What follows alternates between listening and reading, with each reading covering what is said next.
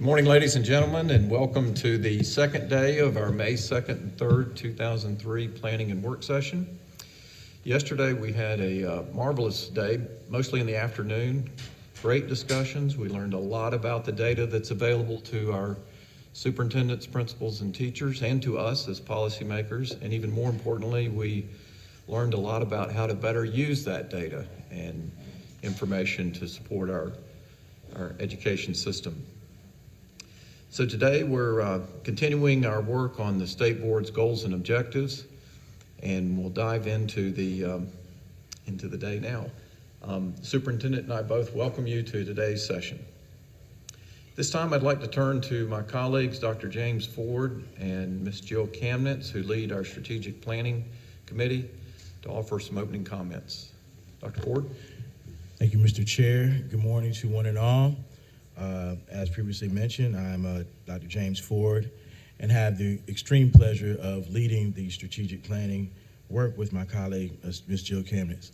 I have to say that this has become one of my more favorite periods of meeting, our biannual planning and work session. I had the pleasure of serving on this board as an advisor while I was Teacher of the Year, and I don't mind saying that I think that the collaborative spirit that we've exhibited over the past couple of years when it comes to not only formulating the strategic plan, but also gathering feedback and refining and improving upon the strategic plan is an example for other organizations.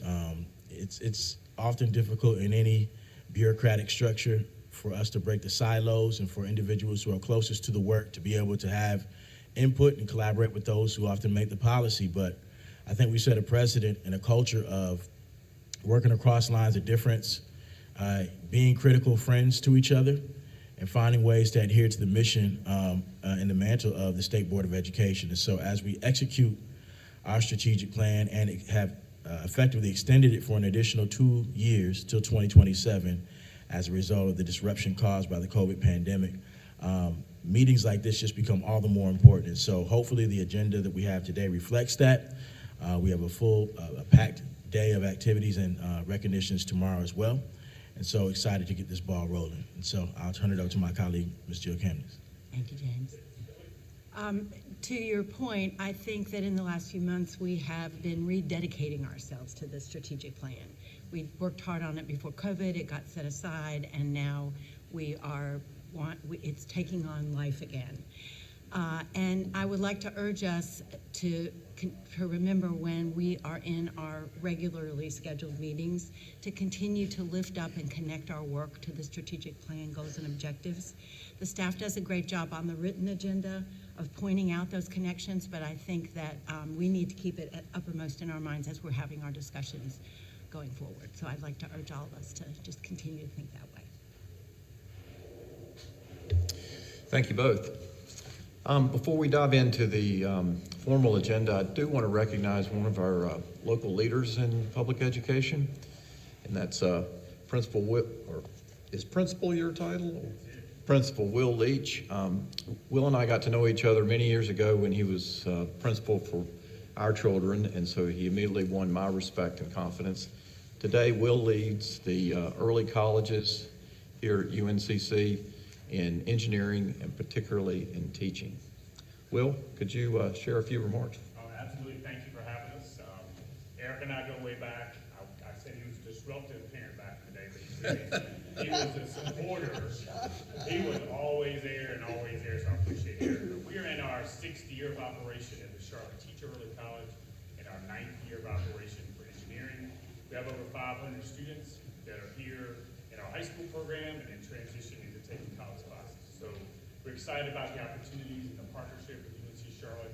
At Teacher Early College, we have our first group that are graduating the high school program and moving on to college. And so it's a real college, as we call it, because they've been in the high school program for 7 years with us. So a lot of potential, a lot of excitement. A lot of them don't know what they want to do when they come in 9th grade, but they get the chance to explore and take college classes and get there. So I have with me Zachary Wilson. Zachary is a graduating 5th year student. He's going to graduate with 73 college credits, all for free. Zachary wants to be a high school history teacher, and so I think there's going to be going to be a need for him moving forward, so we're excited he's going to continue on. I had 2 others that wanted to come, but exams took priorities this morning. They're taking college exams this week, and it's reading day today, so that took priorities. So we just appreciate the support from our CMS board. We appreciate the support from UNC Charlotte, because it's been a great 9 years of operation and providing opportunities for our kids to really get ahead in the college game. So thank you for having us.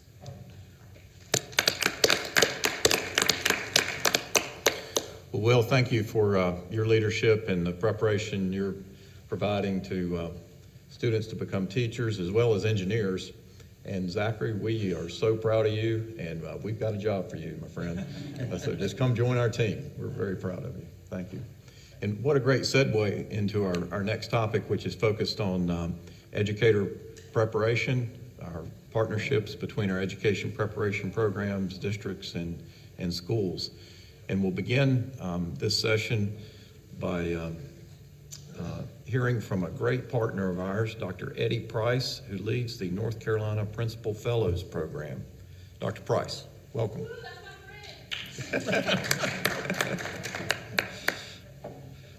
will say that Leah walked in and walked by us because she's doing bigger and better things now. So she walked right by Dr. Tony Stewart, Assistant Director and the Director of the Principal Fellows Program, but we still love you, Leah.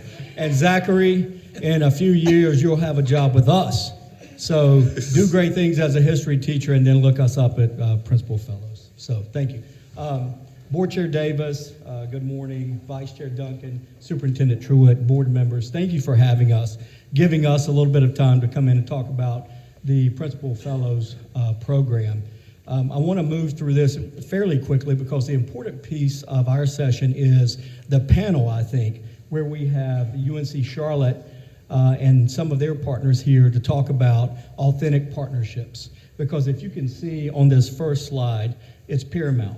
We believe we can't recruit and train great leaders that impact schools without partnerships between universities and districts. So if you take a look at that, we highlight it in our marketing. It means everything to us. So thank you for your goal 3, objective 3, fostering collaboration and partnerships between districts and EPPs. The next slide is just an overview. It's a visual just to give you an idea because sometimes we get lost in, well, what is the program? What does the program do? For 25 years, we had a Principal Fellows program that was a student scholarship. The money went to the student. And then the student selected the university, one of 11 in the public, the UNC system, who were participating in Principal Fellows. So a couple of things there in 2018 when I inherited the program that I saw as issues. One, it was just a stipend and the students were incurring great debt.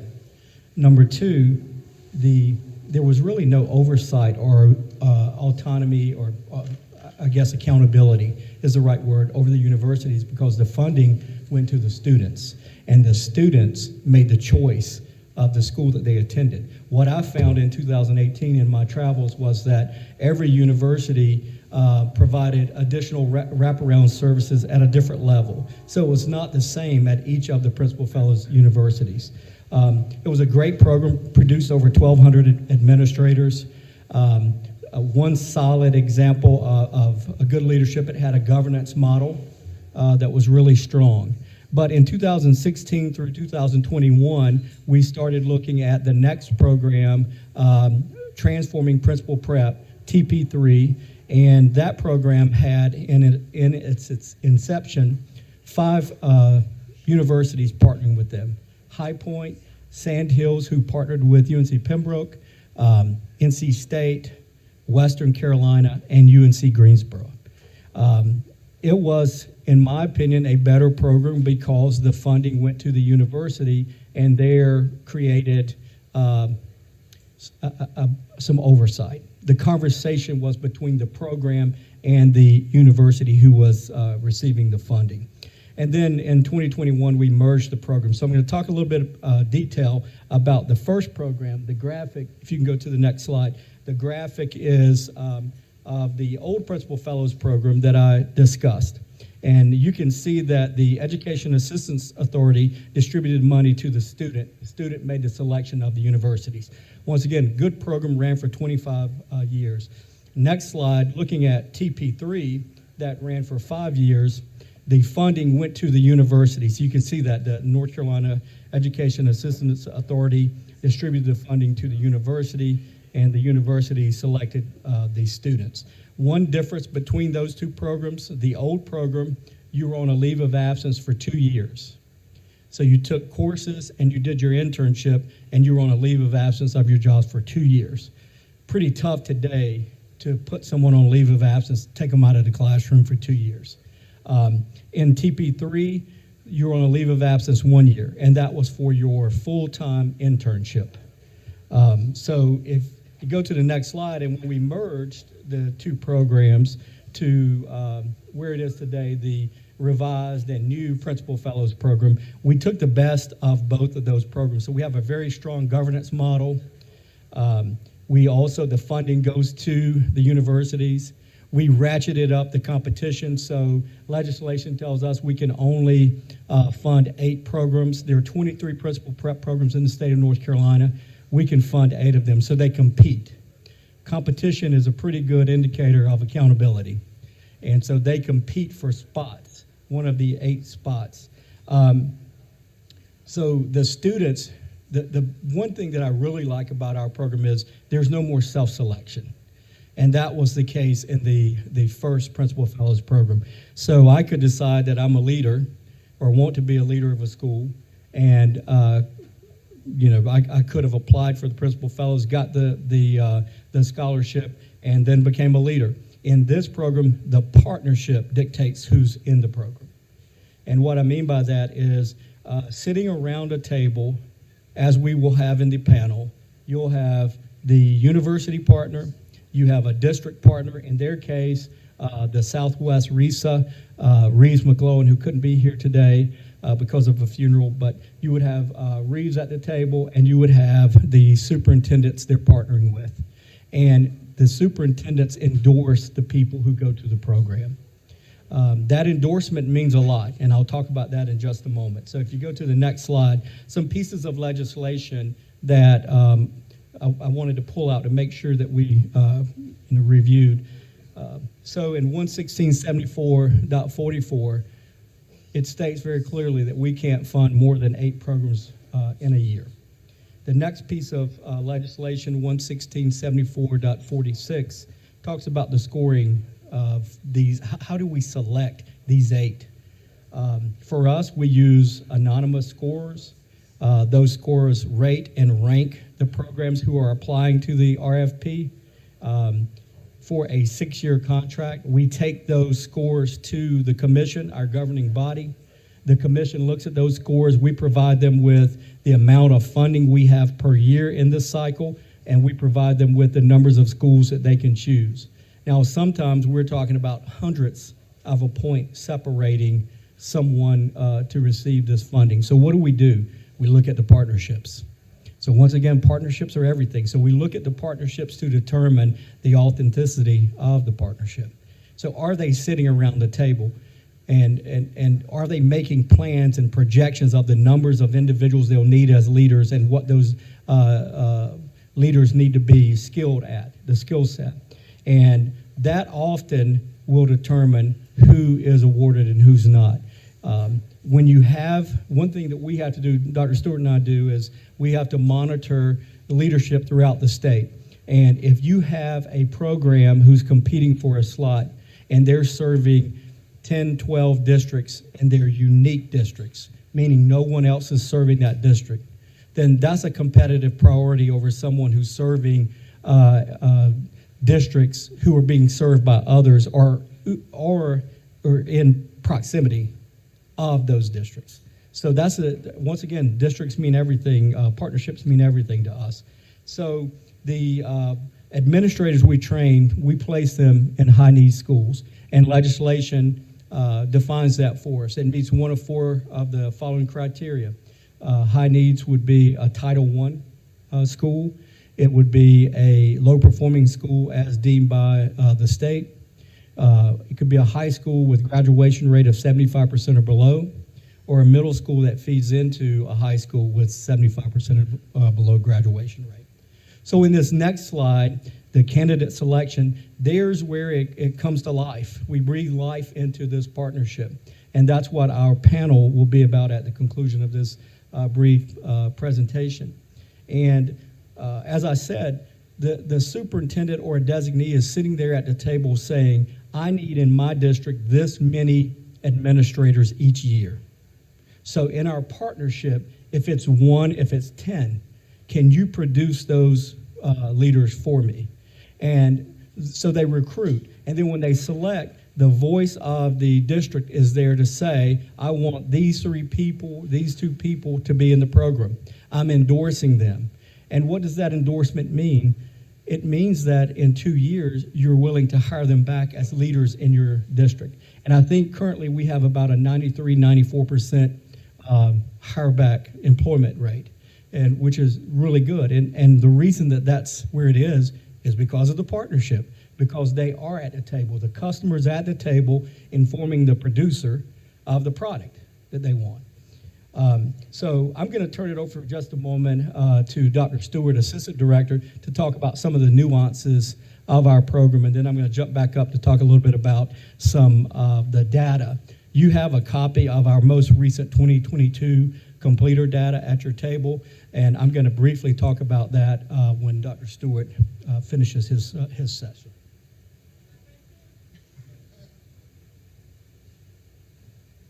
Good morning, everybody. Thank you, Dr. Price. It's a pleasure to be with you. Part of the collaborative process between EPPs and school districts really involves a letter of commitment. So we have 2 of those that we have provided you an example of in our presentation today. In the letter, the school district agrees to partner with the EPP when it comes to recruitment and selection of candidates, as Dr. Price already described. The district also agrees to fully support the clinical experience, the internship experience, which, as you'll see, is a crucial part of the program.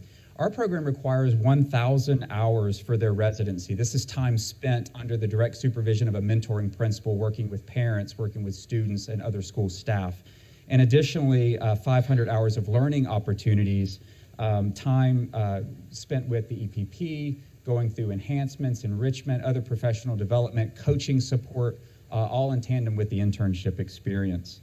The letter here asks the district to collaborate as much as possible with the EPP when it comes to placing the interns, strongly encouraging that placement be with an effective school principal. And districts also make a commitment to participate in the data collection process, including observation of interns, surveys, focus groups, and finally a commitment contributing towards the AP's salary as documented with respect to health benefits or the local supplement that are provided by either the EPP or the school district.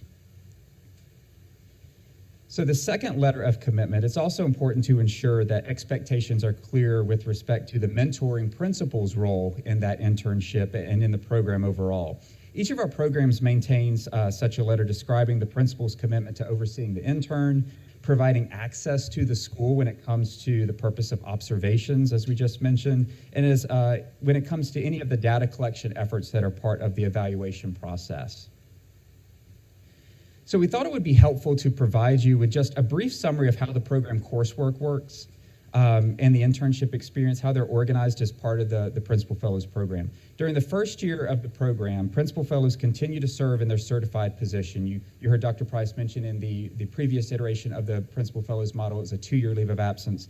But with the new model, teachers, school counselors, whatever that certified position may be, they remain in that position during the first year of the program. And obviously are completing their coursework in the evenings or on the weekends. And as a grant recipient, the EPP uses their funding to cover the cost of tuition, fees, books, and any other education-related expenses of their candidates. Programs also provide additional learning opportunities, professional development for participants in the form of enrichments. And this could be attending, let's say, a crucial conversations training, or maybe attending a state conference. Our office also provides professional learning in the form of an enhancement that's legislated. We'll talk about those in a minute, but one notation you'll see here on the slide speaks to when participants are pulled to participate in those sort of things. We certainly recognize the impact of taking a teacher from their classroom to attend a training during that first year. Whether it's on student achievement, culture of the school, we know that there are very few substitutes these days. So that's why most of our enhancement offerings are provided during the internship, unless the EPP has a very strong rationale for why they want to pull that person from the first year of the program. During the second year of the Principal Fellows Program, the candidates take a leave of absence from their district, and as we mentioned earlier, the district and the EPP work together to place that intern with an effective mentor principal. Obviously, we understand that the superintendent has the final say on these placements, but our programs strongly encourage placement with those who are effective leaders. And during the internship experience, we continue to offer other enhancements as candidates progress through their coursework. In addition to the stipend provided by the state, the commitment letter we discussed earlier articulates which partner, whether it's the EPP or the school district, will provide the other aspects of the intern's salary, the local supplement or the health benefits. So our next slide here, as we are having so many conversations about the importance of the internship, that these are taking place these days, we wanted to share just a few testimonials that we have been collecting through our interviews, through our focus groups, and other data collection processes. As you can see for just a few here, the thoughts here, these experiences are not only important to the principal preparation, it is essential. And there is a link at the very top right-hand corner if you want to see more of those testimonials. All right. So after the principal fellow completes their program, most secure a position as an assistant principal. The expectation, and what does occur a majority of the time, is that the graduate works as an AP in the same school district where they served before entering the program. The nature of that relationship, that partnership, as we continue to say, is instrumental. Nothing in legislation or in the rules requires this, but everyone understands the importance of maintaining that relationship going back to the school district that they originally were working in. Serving in a qualified position, so this is an assistant principal or a principal, those are the two qualified positions articulated by the North Carolina State Education Assistance Authority, that is not considered high needs, requires a 4-year commitment to repay back that forgivable loan. So in essence, each year that I'm working as an assistant principal in a public school in North Carolina, a quarter of my forgivable loan is being repaid. If I'm in a high needs school, it's actually cut in half, so I can repay that in 2 years rather than 4. All right. This slide just shows you a summary of some of the enhancements that I mentioned earlier. This past year, our commission supported a plan to create alignment between our enhancements and the Department of Public Instruction's Operation Polaris, as well as the strategic plan of the state board. And as the state began their focus on the science of reading, we too introduced the first of our enhancements, which is letters for administrators. So we have already had one successful year of programs going through that. The participants who have gone through this training, the feedback has been really, really positive. Fellows, particularly those with secondary experience, they are very grateful for the opportunity to go through this training and dig deeper, as they just aren't quite sure where they're going to end up after graduation. They could have been a high school teacher like I was and then end up in an elementary school as a principal like I was. So definitely an important part of the preparation process. We're going to continue to introduce new enhancements in the coming years, again, focusing on alignment to those two other documents. We're going to focus on resiliency and trauma-informed schools in the coming years, as well as competency-based instruction. And a self-paced course, we have some other enhancements that we're also providing as well. We have a self-paced course focusing on the 21 leadership competencies that are pulled from the school executive standards. And so there are opportunities for fellows to go through that. And additionally, we're initiating efforts to support program staff and their principal candidates addressing the need for leadership coaching.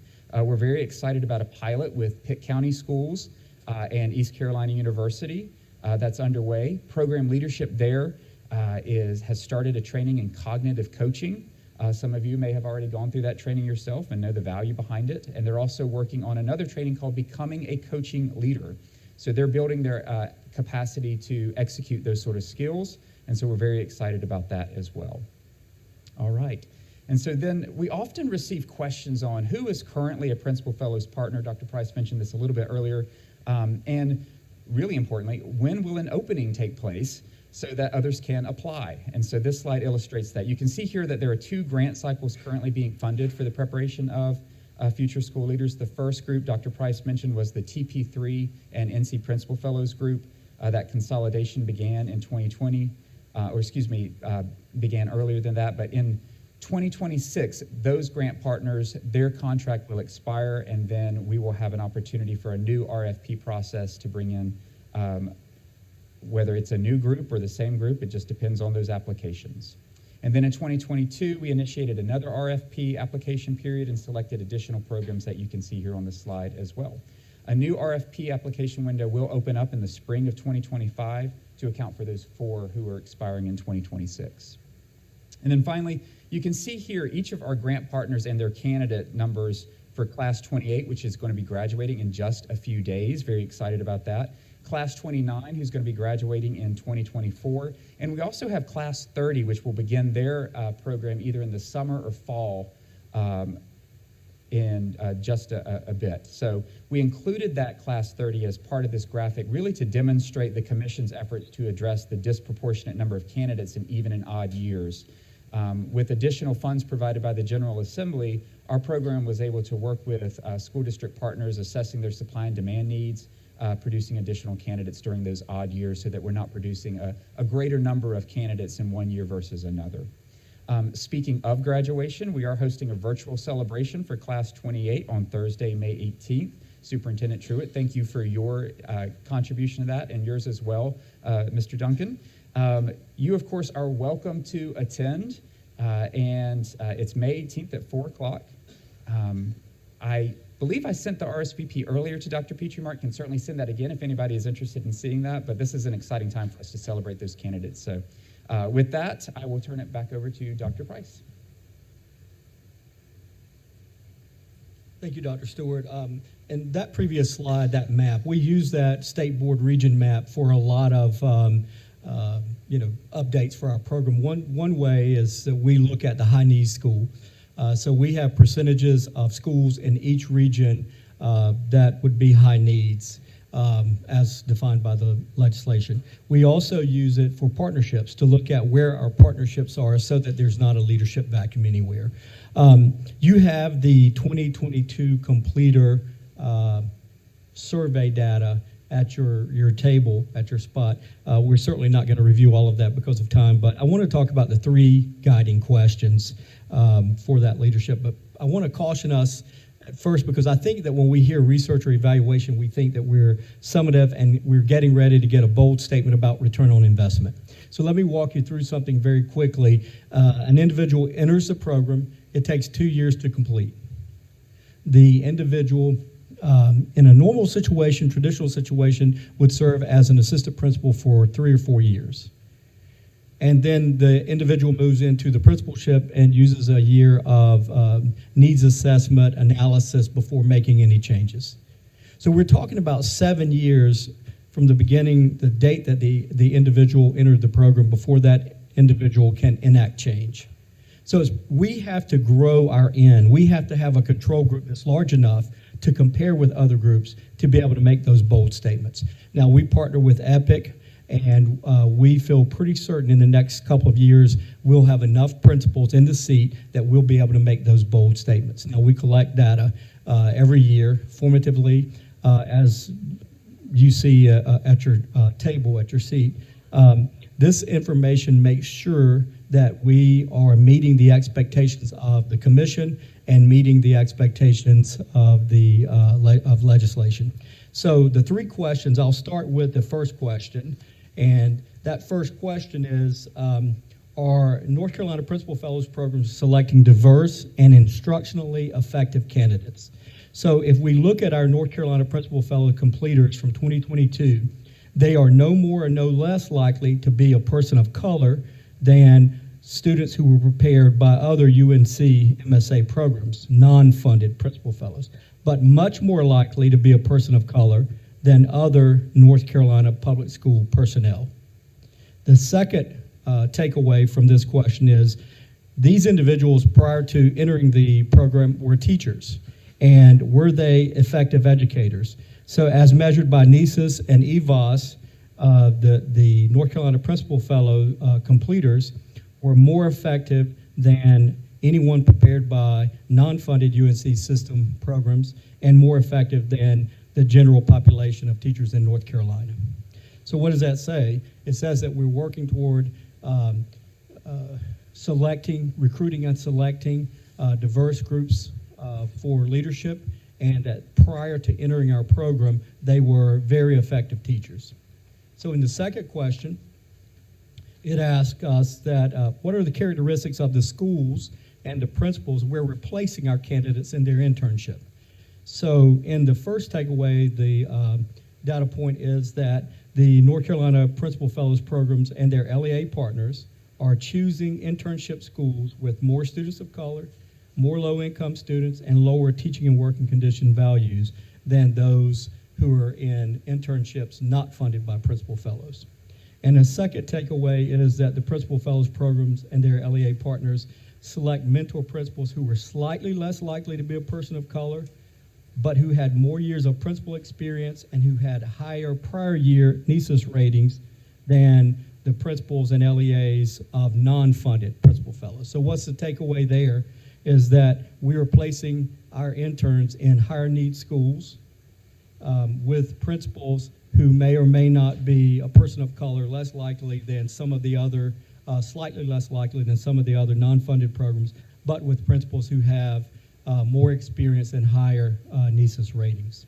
And then the third and final question that we can pull from this data that you have at your table is how do spring 2022 program completers perceive the effectiveness of their preparation? And we use the standards, the evaluation standards, when we ask this question of our 2022 completers, and they rate their program significantly higher than those non-Principal Fellows programs. And they also give a higher indication that they are of greater readiness for the seat. So these are people who are in the seat currently as an AP, looking back, talking about their program. You might say, does this include all of the principal prep programs? Well, we only, in our contract with the 8 participating, we can technically require them to participate. And then we have access to the UNC system, so we invite every one of the 23 programs to participate. But unlike the teachers, when they are transitioning and getting a license and complete an exit survey, so to speak, about their preparation, that's not in place for administrators. I would love for it to be some type of perception survey so that when their license transitions from teacher to administrator, we could get their perception of their preparation. That would be an indicator that I think is very valuable for this group. So we've mentioned the governance model, and 2 of the individuals are actually in here today. This is a great group. I want to publicly thank this group because this group meets a lot, and they roll up their sleeves, and they have a passion for principal preparation. So this 14-member, along with me, 15 members, most of them were politically appointed. All of them have a passion to improve principal preparation in North Carolina, so I thank them there. And then the last slide is just our contact information. In case you have questions after you review this data or from the presentation, if you want to reach out, we'd love to come in and talk to you one-on-one or as a group, or come back when we can make bold statements about what this program is doing to the landscape of our leaders in North Carolina. But at this time, we could move into the panel, and I'd like to invite Dr. Morris, director at the University of Charlotte here, who's hosting us. Thank you for hosting. And one of UNC Charlotte's partners, Dr. Aaron Allen, superintendent from Lincoln County Schools. And so this is where the rubber meets the road. And so we have meetings, formative meetings with Dr. Morris, and we ask these difficult questions around partnerships to be able to prove to us that it's unique. It's a real partnership, not just on paper, but that the customer has a voice. So the first question that I'd ask of you two is, Dr. Morris, how many partners do you have and in regards to districts, and how did you establish, how does that come to be? How do you establish a partnership? So when we wrote our grant for the Principal Fellows Program, we decided that we would partner with the Southwest RISA districts. We saw a need for those particular districts, and Reeves unfortunately couldn't be here today, but he was really instrumental in talking to all the superintendents of those 11 districts that we partner with in the Southwest RISA, and talking about what the need is for administrators in those districts. So that's how it initially started, was just talking to Reeves, who then in turn meets with the superintendents in October, November. They look at the need for their administrators for the upcoming year and determine what that's going to look like. Thank you. So for either one of you, how do you determine how many individuals enter the program? Because what we see and the criticism I hear of non-principal fellows is that the organizations are there to make money. And so when people enroll, they take them. And so that is not the case in our partnerships. So could you speak to how many do you need? How do you determine that, Dr. Allen? So before my time with Reeves leadership, they established amongst the superintendent partners that every district would get one slot. And then the remaining, that's 11 off the table, off the top. And from there, Cabarrus, Cleveland, Charlotte Met, Gaston, Iredell, Rowan, and Union would get a second slot because of their size. And then there had 1 to 2 spots remaining based on the year. And so at that point, it became a rotation between Cabarrus, Charlotte Met, Gaston, and Union based on the need, because they all averaged 4 or more principal vacancies a year, or in that group, 10 or more principal vacancies a year that they were creating the pipeline. And then at any point, the smaller system, we've given up our slot one year when we knew that the pipeline was going to be slow. Mooresville, Kannapolis, smaller systems where they don't need one every year. If somebody is choosing to not use their slot that year, then it goes on a rotation in the big 4 in our region, and then they can sometimes get 3 to 4 slots in that rotation each year. So we have a total of 20 per year for that program. Thank you. Well, what does the partnership mean, collaborative partnering mean in regards to selection, recruitment selection, and placement, internship placement, hiring? What does that conversation look like? So we meet with the superintendents after they determine, that how many slots they get. I reach out to all the HR directors also. They then look at their candidates, and they have a particular process. Each district has their own process for selection. We encourage them to look at diversity. We encourage them to look at their strongest teacher leaders. Who would you want to put in leadership in your school district? And so they make the selections for those candidates. And then, of course, at the university, then my job is to reach out and say, congratulations, understand your district has selected you, and they're always honored and can't wait to get started in this program. And so then I have to vet them through the university. Did they meet all the requirements? And we go through recommending them to graduate school, and graduate school goes and looks and see that they meet all the criteria. And then we admit them to our MSA program as far as, that's kind of how our admission recruiting goes. We let the districts pick them, and then our districts, we encourage them to make sure that they put these students with strong principal mentors. That's key, to put them with someone who's really going to give them the opportunities to learn how to do this job. And so we trust them in our partnership and talk to them about, the importance of making sure they put our students with strong leaders. Thank you. So the final question I have for the two of you, what kind of conversations are had or what voice is given to the partner when asking about the program component? So coursework, the blueprint's there. But beyond that, the funding that you receive allows you to provide enrichments, enhancements, professional learning, visits, convenings, conferences. So what voice does a partner have? What does that conversation look like in certain skill sets or things that a district might request? Well, Dr. Allen is in a unique position because he's a superintendent in Lincoln County, but he's also one of our rock star adjunct professors, so he gets to teach one of the classes for the principal fellows, and I think he could probably speak to the quality of those candidates in that program compared to maybe other students that he teaches too. But, we, as far as curriculum, one of the things that we do is we invite the superintendents to come in, and we have a forum, and we say, here are our graduates that are principals in your district.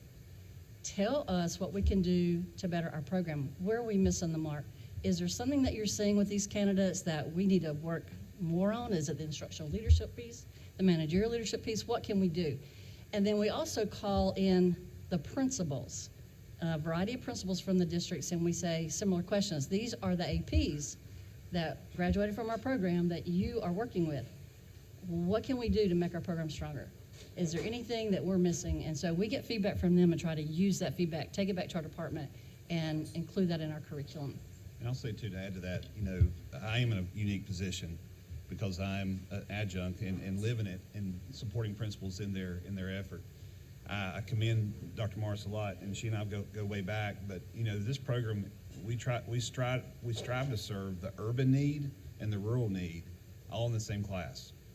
And we have a variety. I mean, you can imagine we have 20 people that have a variety of views on life, on leadership, and experiences.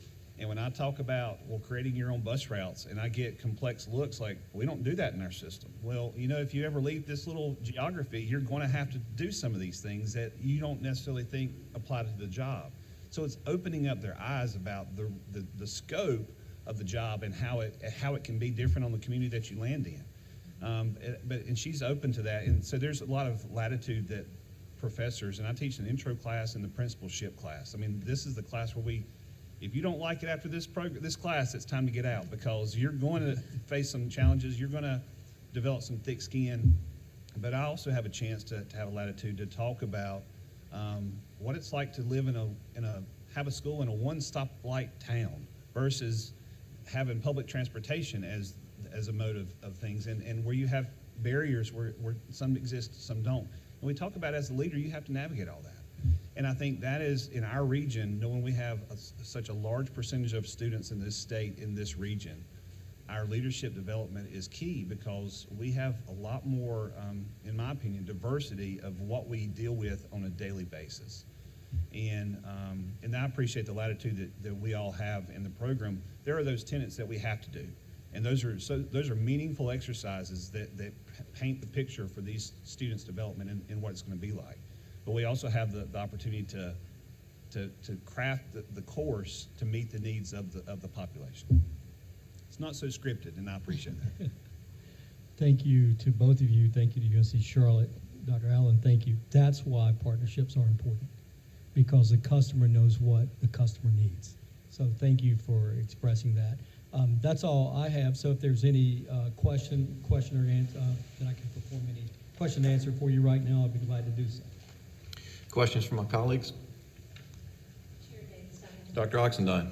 thank you very much, and thank you so much for the presentation. I serve on the commission, so I got a different flavor of the work that goes on.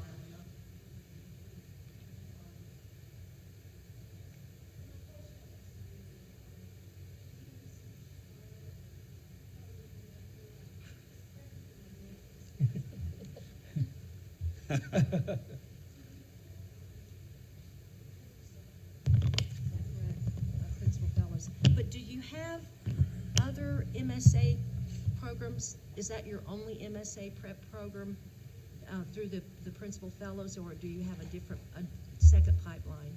Now, we have some different programs, and I can't wait to get up here and talk about that in just a minute. Oh, okay. Yeah, they're going to, UNC Charlotte's going to do a quick presentation about those pipelines that they also have beyond Principal Fellows. Great question. The answer is coming up in a presentation. Okay, thank you very much. Ms. White.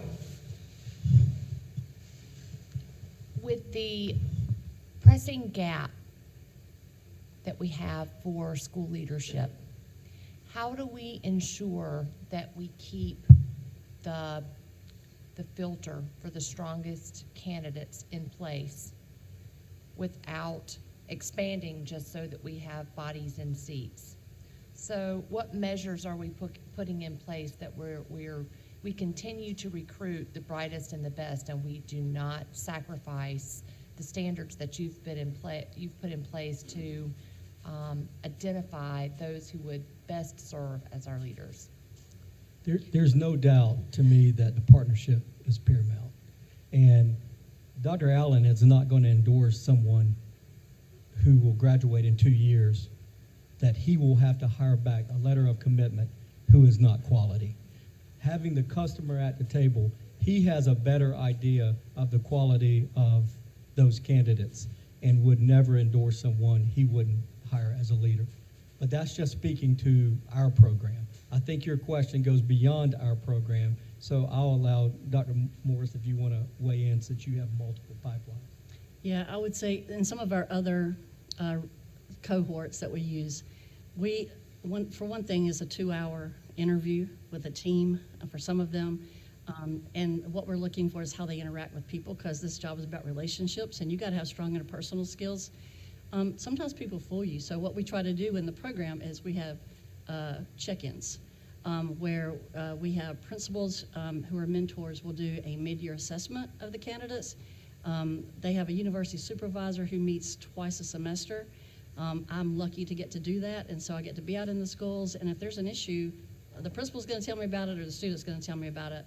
And if there was an issue with the student or some aspect, we are very upfront in saying, look at the character of this person, not just the task, that they're doing all the tasks, but what do you think is going to hold this person back? Is there something that you would say this person really needs to work on? And we talk about that a lot. What do you really need to work on? And we're pretty honest. And then, you know, they have to sign off at the end of the year on the competencies for them to get a license. So we have those check-ins and we have those conversations with the principal mentors throughout. And I would not admit anyone in the program who didn't have a principal superintendent endorsement, they wouldn't get in, first of all. But then if there's an issue, we try to have those check-ins throughout to make sure. And that's not the case with every program, those checks. Ms. Lloyd? Thank you all so much for this presentation. One of the questions I had, and I think it might relate to yours, Ms. White, as well. I love what you just said about how we don't move forward without a principal and or superintendent endorsement. And one of the things we know to be true when it comes to sometimes teacher leadership, the leadership of some of my colleagues, I think about my school building, are not necessarily all seen at the same time or in that moment.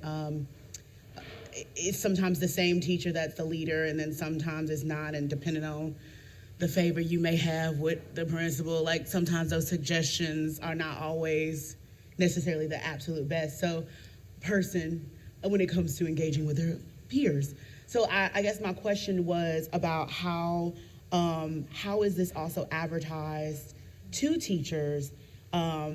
Does it come, like, if we know that, like, Dr. Allen, I'm sure, like, you know, do you have like a way of saying, hey, this is a partnership we've established. If this is something you're interested in the next few years, let us know. Let us know how we can help support you in providing you opportunities to be a leader in your school first, a teacher leader, and then possibly going further. I don't want to speak for everybody, but in our region, I feel pretty certain most of our districts have an aspiring leader program for teachers only.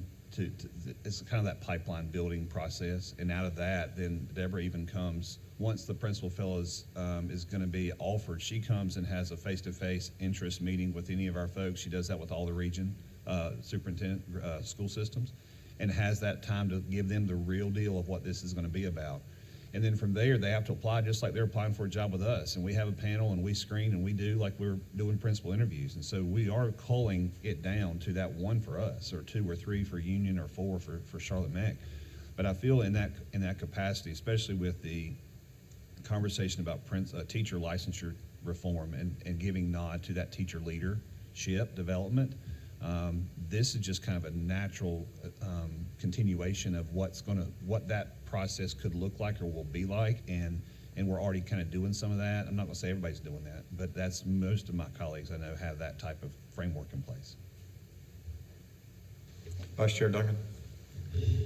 Thank you, Chair Davis. Thank you for the presentation. It's very informative and appreciated. I have 2 questions. One of them's more curiosity than anything, and the second one's a little more nuanced. But the first one is, I noticed all the grantees are from our wonderful university, public university system.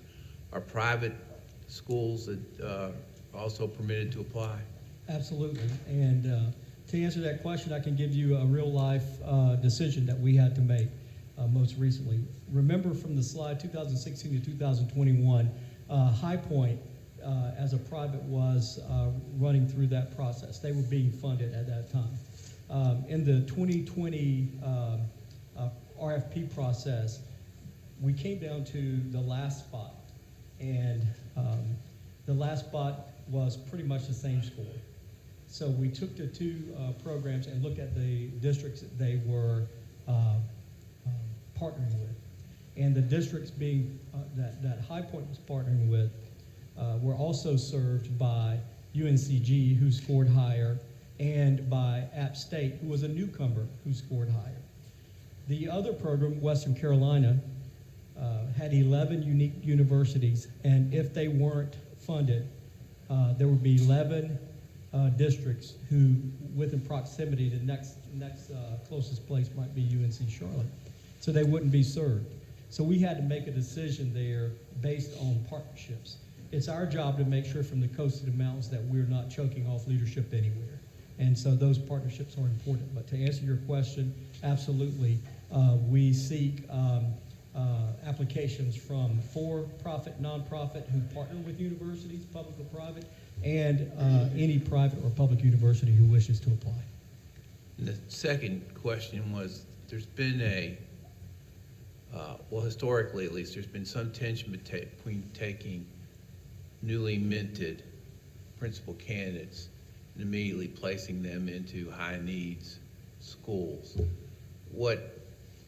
I assume this is something that you look at fairly closely. Can you give us some sense of where the progress levels is? Some people are concerned that sets somebody up into a position that may overwhelm them right out the bat, or in other instances, it brings an energy that's really needed. So Great question. What's the and analysis of that? The commission has spent a lot of time trying to figure out if that's the best placement, but we defer to the partner. And so because we have such authentic partnerships, then between Dr. Morris and Dr. Allen, that decision would be made as to where that individual would best fit.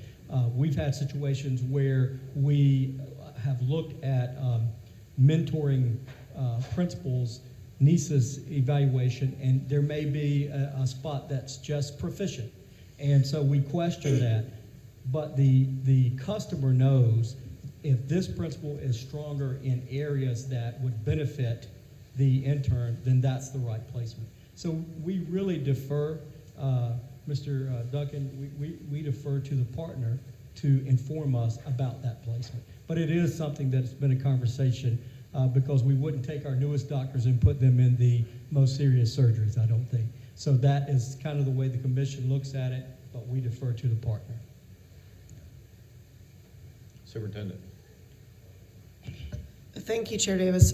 Thank you so much for coming in person today and providing this amazing information. You mentioned the ability of a candidate to go to a high need school in order to reduce the amount of time of the loan forgiveness. What percentage of candidates are going into high need schools? What is that percentage now? It's in mid-80s. It had been, it's hovering in the mid-80s, so I know it hasn't changed very much. But I think our state has, 83% of the schools meet the high needs legislation, the definition, 83% of the schools. So roughly 85% of our interns or our candidates are placed or employed in high needs schools. Okay. I ask because I recently, just out of curiosity, reached out to Dr. Tomberlin to find out how many of all of the candidates that get admitted to an MSA every year, what percentage of them are actually becoming principals. So in other words, do we have a shortage of principals? And what the data shows is that we have considerably more people entering MSA programs and not serving as principals. We still have that issue. And so we do have an opportunity to make sure that those who are getting positions are the highest quality principals, especially if they're going to a high need school. Programs like this are essential because you are providing 2 years of high quality professional development and training with a fantastic internship. So thank you for that. And I'll just add to that, the self-selection, it works sometimes, but it's not as effective as the partnership. Okay. First round, Ms. Camden. First of all, thank you to you and Dr. Stewart for the incredible work you've done on this program. And I feel such confidence in the work that you're doing and that it is going to pay off for North Carolina students going forward with the quality of our principals. Looking at the map, the regional map at the beginning, there are some obvious gaps. I'm wondering, first of all, do you feel that the program is to the point where if the legislature was willing, you could expand beyond 8 schools? And are you making any efforts to work with the schools that could serve those blank spaces to help them develop their applications? Or Great question. So we have professional learning networks. We have 5 per year with our 8 programs, and we invite all 23 programs to attend. In that, we are talking about problems in practice. We're talking about what the programs do, how they serve, how they partner. So we invite everyone to the table in hopes that everyone will apply and that they have a true understanding of what we're looking for in our program. In regards to the gaps, that's a balance that when this program was created, the idea around competition was important. So I haven't been able to find any kind of data around how do you determine what competition is with 23 programs. Is it 6? Is it 8? Is it 10? So we can't find that to determine. I know that 8 has been the number we've used since 2021. And there are some places in the state that have a more difficult time. One, because of proximity, there may not be a principal preparation program nearby. Others that we had to balance, like the example that I gave you earlier about the West. Had we awarded High Point at that time, we would have High Point, UNCG, and Appalachian serving the same area and no one in the western, far west portion of our state. If you're asking me personally, which is a dangerous thing, if I feel like that we should expand, House Bill 259 most recently suggests that we do, and that one of those programs be private, the other be a RESA partnering with a private university. I have no issue with that. I'm going to follow what legislation says. I truly believe that we can serve with 8, we can serve with 10. What we don't want to do, because we have a clawback service obligation requirement, they have to repay it in service or money. What we don't want to do is overproduce in any area. That's why those partnerships are vital. We trust that Dr. Allen is going to tell us, I need 1 this year, I need 2 next year, I need 3 the next year, and is willing to hire those people, or they have to begin repaying, and that's not what we want. So I think I successfully skirted your question, and so that's about all you'll get from that, because the commission makes that determination, and I just facilitate that conversation, but I appreciate you putting it out there for us. Dr. Price, to follow up on my colleague's question, of the 8 institutions that are currently producing our principal fellows, which ones are serving the Sand Hills and the Southeast regions? Right now, NC State has reached down into Cumberland. UNC, Chapel Hill, is having conversations, but what we have found is that when you look at Robinson, you look at Scotland, Richmond, there is a bit of a void there. And that was being held by the Sand Hills RESA, who partnered with UNC Pembroke, who did a great job. But there is a little bit of a void, but it allows the other programs then to say, are we able to get a building accredited in that area so that we can take our show on the road? Do they have the bandwidth to do that? They may not. But as time goes, I think this type of monitoring will answer your question. When we look at it at the end of the 2026 contract cycle, and if people have not made partnerships with certain areas, then we do need to look at new partners, expansion. Thank you for that. I'm personally concerned with that situation, that those are parts of our state where we need strong principal leadership and have some of our most challenged situations And so I hope that that concern will be addressed. Yes, sir. Okay. Dr. Oxendine. As we talk about, bring up your family state, and in region two. I mean, I feel guilty sitting here, a member of the commission, and there's a hole in the sandhills, and I'm a faculty member at UNCP. Granted, that's making me feel really uncomfortable, but I know we can resolve that. Yes, absolutely. My question has to do with going back, Dr. Price, you made mention of 3 questions Yes, ma'am. that drive the research, and one of them has to do with the effectiveness, determining the effectiveness of the candidates after they go through the program, but you also pay attention to, on the front end, making sure that you're admitting, you're admitting, or the partners, the institutions, EPPs are admitting effective teachers.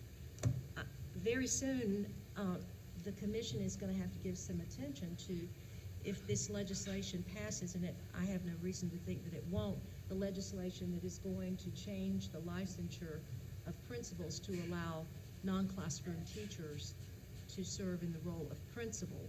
So the question is, how will we go about determining effectiveness there if these candidates don't have a NESIS record or a EVOS record? I'll defer to Dr. Allen and Dr. Morris, but I will say that there are other characteristics that we look at in leadership. So there have been some, in my experience, some great guidance counselors who did not teach courses who were unbelievable leaders of people, not just students, but of adults. And so that would be for a superintendent to endorse someone, then that superintendent would be talking to principals like Ms. Floyd, who would say, tell me those individuals who have those leadership abilities, the soft skills, emotional intelligence, social awareness. Tell me those people, give me those names. So it's not that we only look at instructional effectiveness. We also look at those soft skills as well. So, but I will let Dr. Allen, if he'd like to add that, or Dr. Morris, about that particular licensure concern. Oh my gosh, when I was a high school principal, I would have given anything to have some of those counselor skills, but I realized I had to counsel a lot of people, adults and kids. So one of the things when we have counselors come through the program, for example, and they don't have that instructional leadership data, they recognize, and we talk about to them that you're going to have credibility with teachers. And some of you going in as counselors are going to say, what does she know, or what does he know? You've never been in the classroom. So we make sure that we have a strong focus on instructional leadership, and because I want them to be able to, they have to give feedback to teachers. They're going to have to coach teachers, go into classrooms and see what's great and what's not so great. So we really work hard with instructional leadership to give them strategies to help them understand, so I can really give effective feedback to this teacher. We teach them a whole lot about evaluation and coaching teachers. What are you really looking for when you go to that classroom? And most of us can go into a classroom, and whether I was a high school teacher. I go in chemistry class, they might as well be talking in foreign language to me. Just because I was a high school English teacher doesn't mean I know that subject, but I can tell you that teacher is a strong teacher by the types of questions, the levels of questioning, if there's rigor in that room, if there's classroom management and those kinds of things. So I have some of the strongest people that, I'm thinking about one of my students right now, Lacey Jacobs, who she was a counselor, assistant principal at Northwest Cabarrus High School for like a year, and now she's just been named principal at Mount Pleasant High School in Cabarrus County, and she is an exceptional leader. But I think they recognize, and we try to work through that you're going to have to establish credibility with teachers because you're going to be evaluating them and coaching them, and we work on the tools that will help them be successful when they have to do that job. Right. It is possible. Yes. Dr. Green. I don't have so much of a question, but just wanted to uplift your work. 15 years ago, I was a North Carolina Principal Fellow, and cannot speak highly enough for the opportunity that gave me of time to spend in schools, to learn the professional development back then, and to see the continued strategic development of the program and the fact that you're continuing to pour more into the program that, quite frankly, was good 15 years ago when I went into it and is infinitely better now. It does my heart really good to see the continued effort in the program, and keep doing what you're doing, keep refining, because it does make an impact for when these people walk into their first position. I know it did for me and mine. I got hired in the school I was doing my internship in before the school year ended. They said, this is a good fit, we want you to stay. Are you good with that? And we need more opportunities for good leaders to be recognized, developed, and then stay where they are, where they're needed. So thank you very much. Thank you for those comments. Superintendent. Dr. Price, you said that there's legislation is it this session that's adding 2 programs? Yeah, House Bill 259 does, yes. Okay, so is it stuck in Senate rules right now? It hasn't been passed. No, it hasn't been passed. So that would that mean then that those programs did not undergo the same evaluation criteria as the others? I would hope that in the wording of the bill that they would compete just like everyone else. I'm not sure exactly, I don't know the small print as to how they will be determined if that does pass. My concern is not so much with, I think we can work that out. My concern is that the House Bill 259 proposes we add programs, but it doesn't give any additional funding. Okay. And so we're going to produce the same number of people just with 10 programs if it passes instead of 8. And it may be that we get into some of those areas that are not being served, but the cohorts will be smaller. And UNC Charlotte, for example, would be cut about $300,000 per year. That's the impact of no funding. So that's really my concern right now. We can make it work. I think in the wording we can work out some type of criteria because I think everyone should compete. Yeah, thank you. Any other questions? Dr. Price, thank you to you and your colleagues in this great program that you run where you're highly dependent on it and look for more. And Dr. Allen, thank you for your leadership there in Lincoln County. Appreciate it. Dr. Petrie Martin, is there anything more before we move to school performance? Oh, terrific. We do have another piece. Great. Yeah, so thank you guys for letting us come and talk about our program at UNC Charlotte. And to get back to your question about our other programs, I wanted to talk a little bit about our principal fellows and then some of our other programs. But I also want to say that I also was a principal fellow. Oh, I won't tell the year, but it was cohort 4. Y'all can figure that up. And it changed my life. Best job I ever had was being a principal, and I miss it every day. With our particular Principal Fellows program, just to add a little bit to what we do, we make sure that our principals get some extra professional development. I think Dr. Price mentioned when they go to Crucial Conversations training, we send them to the Law Symposium every year, and they have Racial Equity Institute training.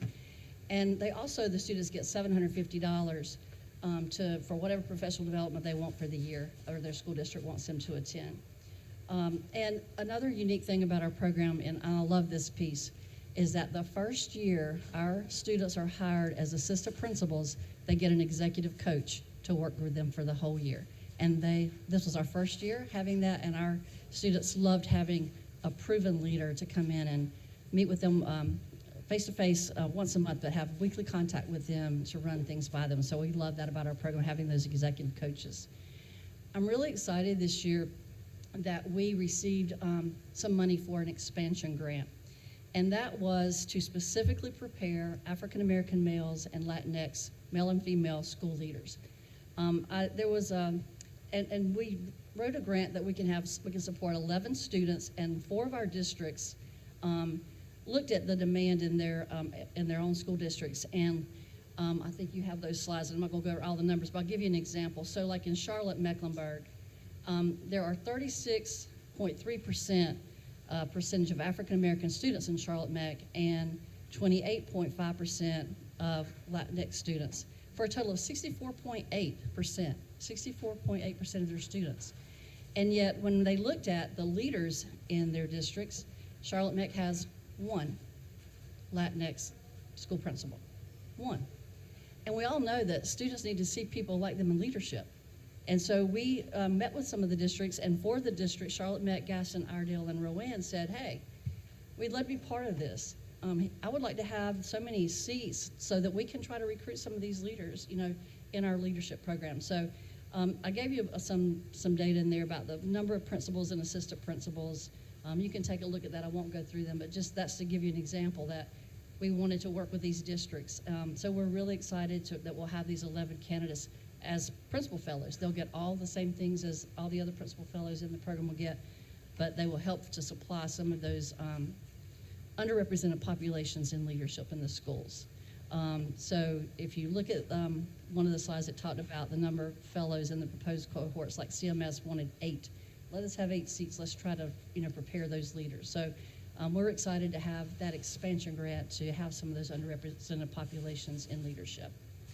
I wanted to also go back to your question about the other programs. We do have other MSA programs, and one of the ones that we have, and we started this in 2013, CMS reached out to us. I mean, we're right here in CMS, and we said, how can we partner with you on this pipeline, this leadership pipeline? And at the time, they said, we don't have a lot of principals who want to be, or a lot of people who want to be high school principals, so could you have a high school focus and get us some high school principals? So we started out that way, and now we've kind of, the only thing about calling it aspiring high school principals program is a lot of people are like, oh, Lord, I don't want to be a high school principal. Can I be in that? I don't want to be in that program. Or people were saying, do I have to, be a high school principal? So we said no, but we do have a high school focus in the summer. One of the things I love about this program is that every year, we recruit. We have a session. They partner with different universities. We have a session where all the students who are interested in CMS or in other surrounding districts can come on there and talk and learn about the programs. But what happens is we have this program at Mallard Creek High School, and tuition's reduced in half for the students because it's off campus. And CMS, offers $1,500 to up to 20 of their employees for their summer tuition. So they get some perks about being in that program. But what I love about this particular program is that I get to spend 5 weeks every summer with about 25 strong candidates in a simulated environment. Let me tell you what that means. So these students all come the first day to Mallard Creek, and they're put on an admin team of 5. They're there for 5 weeks.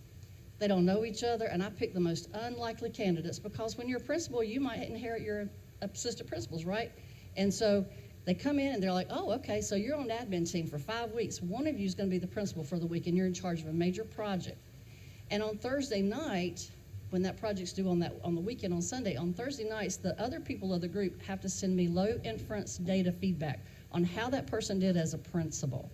And I meet with them early on Friday mornings, and I give them feedback. They have to sign their names. It's not anonymous. And they can't say, Jeff did a good job. They have to say, on Thursday, when I ask a question, Jeff rolled his eyes, and it made me feel like this. And they get really down to the nitty-gritty about what did you do that was great or that might need improvement. And we have serious conversations on Friday mornings about what that looked like, because maybe you did a great job at, maybe you didn't delegate very well because you have a problem delegating, or maybe you forgot to attend to the culture for the week. And so they get that feedback, and they have to go back to their team. We come up with questions. They go back to their team, and they talk this through. As another example, the second day they're in the program in the summer, they meet with their staff. I have people role play their secretary, a parent, a teacher from each subject area, and they, like you would as a principal, you go in and you try to learn about the culture of the school, right? You have those interviews, so they do that. And then they have to do a major project of how they would improve after they've heard all these things and they've looked at data. What would you do going in to kind of improve the culture? What do you see missing? My favorite day is Friday of week 1. My students are tired. They come in there. They're like, oh, Lord, what's happening today? And when they come in there, they are given about 30 tasks to attend to. Those of you who've been principals, you know when you go to school that morning, you might get an email, the water pipes burst and the teachers can't park in the parking lot that day. Or a teacher shows up with a black eye and says she's scared her boyfriend's going to show up to work. So I give them 30 things, and they sit there and they're like, oh my gosh, they're thinking through, how am I going to do this? How do I prioritize this? I tap them on the shoulder and I say, oh my God, I'm so sorry to bother you, but there's an angry parent here to see you. And they go to a room where I have some really good angry parents. And they light into them, and some of my students are just in shock because they've never had that confrontation. And one day, one of my students says, "Oh my God, I kept standing there thinking I wish my principal was here, and then I remembered I am the principal." And so they have to be faced with that. You've got to be conflict, you're going to deal with conflict management. So when they come out, some of them are shaken, and I have to reassure them, look, if you want to be a principal, you're going to have to understand this is part of the job. So I tell you that to let you know that these students go through a simulated environment where they practice being a principal. And we partnered with the New York City Leadership Academy to come up with some of these activities. And we also we do these activities in our Principal Fellows program and our other programs. But I love getting to be a part because I'm 5 weeks, I'm with them, 9 to 4, Monday through Friday. We become family. And that's a really special program. So that's one of the other cohorts. Also, we have district cohorts. We have students who don't want to drive all the way to Charlotte. Oh, traffic, y'all know, it's bad. So we have partnering districts. In Cabarrus County, we got sites accredited. You'll see that list, but Cabarrus, Charlotte Meck, Gaston, Iredell, Rowan, and Union, we have classes out there, and it runs a 3-year course sequence. So we have students in all those different districts too, and we bring the program to them. And it is not online. Our professors go there and teach the classes, and they go through similar experiences as much as we can make it because they need to practice the work. Theory is one thing, but actually getting to practice and learn what that job is like, which I do the internship, is even more amazing. And then I also try to include some slides in here to show you the percentage of our graduates employed as principals and assistant principals in our districts. And so you can see, just for example, like in Cabarrus County, 65%, of the students there have degrees from UNC Charlotte. So just to kind of give you some of the supply and demand of how we're trying to, our districts are using our graduates. I heard you say something about there are a lot of people who get through the master's program and they're not becoming principals. Some of our students decide that when they graduate, they want to become district coaches.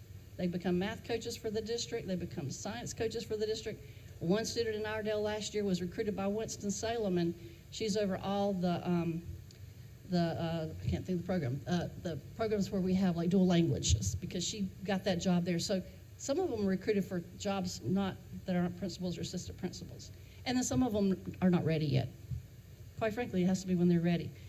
They got small kids, it's not a good time, so they might wait a few years to get in that program. And then I also included a slide of just the number of UNC Charlotte College of Ed graduates employed in 22-23 by the North Carolina Public School Districts, and you can see our 11 partnering districts, and just look at the number of principals and assistant principals there. And then the number of other admin jobs that they may have received, and then there's totals. I'm not going to go through them, but you can see them. And then finally, just to share with you our enrollment numbers.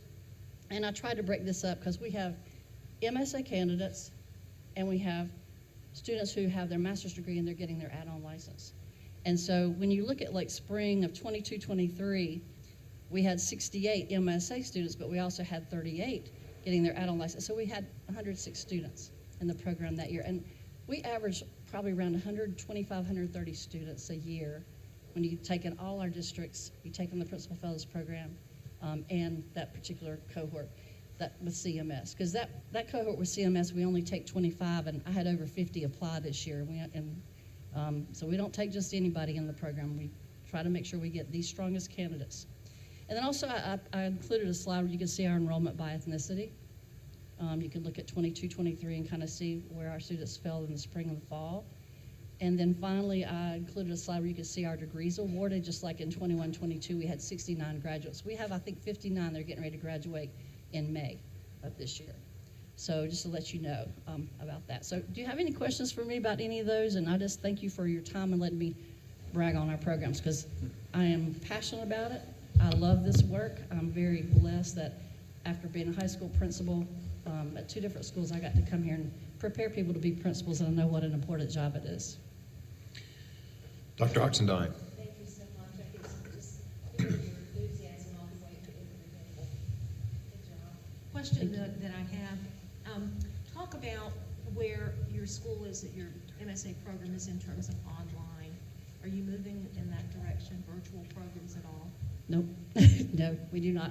We could, have students call every year and they want to know if we have online programs, but our department, we have a lot of places we have to be, and we would have to increase the numbers in our department, and we love face-to-face. This job is such a people person job, and we love the face-to-face work that we get to do with our students. So we are not looking at that right now. Mr. Blackburn. Just a comment. Thank you so much for what you're doing to train our leaders. It's lovely to be here. I love being on this campus. But more importantly, I love watching what you're doing to train educators. So thank you on behalf Thank you. of us. It's so much fun. We have a program well worth bragging about, and one that we're delighted to partner with. One other thought that came particularly from the last presentation and yours is this access to the university, physical access, particularly given that you're not doing virtual programs, is absolutely critical, especially for our candidates who are teachers in the classroom today. Which, just to drive the point home, is why I'm so concerned about the Sand Hills and Southeast region. I mean, there's fine universities, public and private, in those areas. We want to maintain the quality of it, of the program, but our candidates have to have access, physical access. So I hope that will be considered. Yes, Mr. Mercer. I wanted to comment. You pointed out that on occasion when you knew they were tired and already bogged down, you still would give them quite a challenging chore and assignment. That's, to me, that was really important, because the one task or challenge that could make them look bad could also make them be validated by the people around them, because they know they're tired and they know they're bogged down. And to me, that's a wonderful exercise, because the very day you think, I'm going to end the week and just get through the day, and you get to school and you're faced with a lot, that's real. It is. And it brings to mind that in our system, we have had a new principal first day. As students were arriving on campus, a transformer caught on fire near the entrance for the students to come in. So they had to call the local fire department. They had to make assignments to get kids or students around and in. She handled that wonderfully. She kept her calm. She solved everything, got alternate routes. And that helped her tremendously be validated from the very first day as a strong, worthy principal of the school. I had one student who put on Facebook that his MSA program at UNC Charlotte didn't teach him quite everything, and he had a picture. He was out trying to get a hawk out of a batting cage. And I said, yeah, we tried, but there's some things that are going to come up that we can't prepare you for. So you're on your own. Probably one of those darn Atlanta Hawks. Try to get out of here. Thank you so much. I think now we'll pivot to teacher preparation, and we'll turn to Dr. Petty.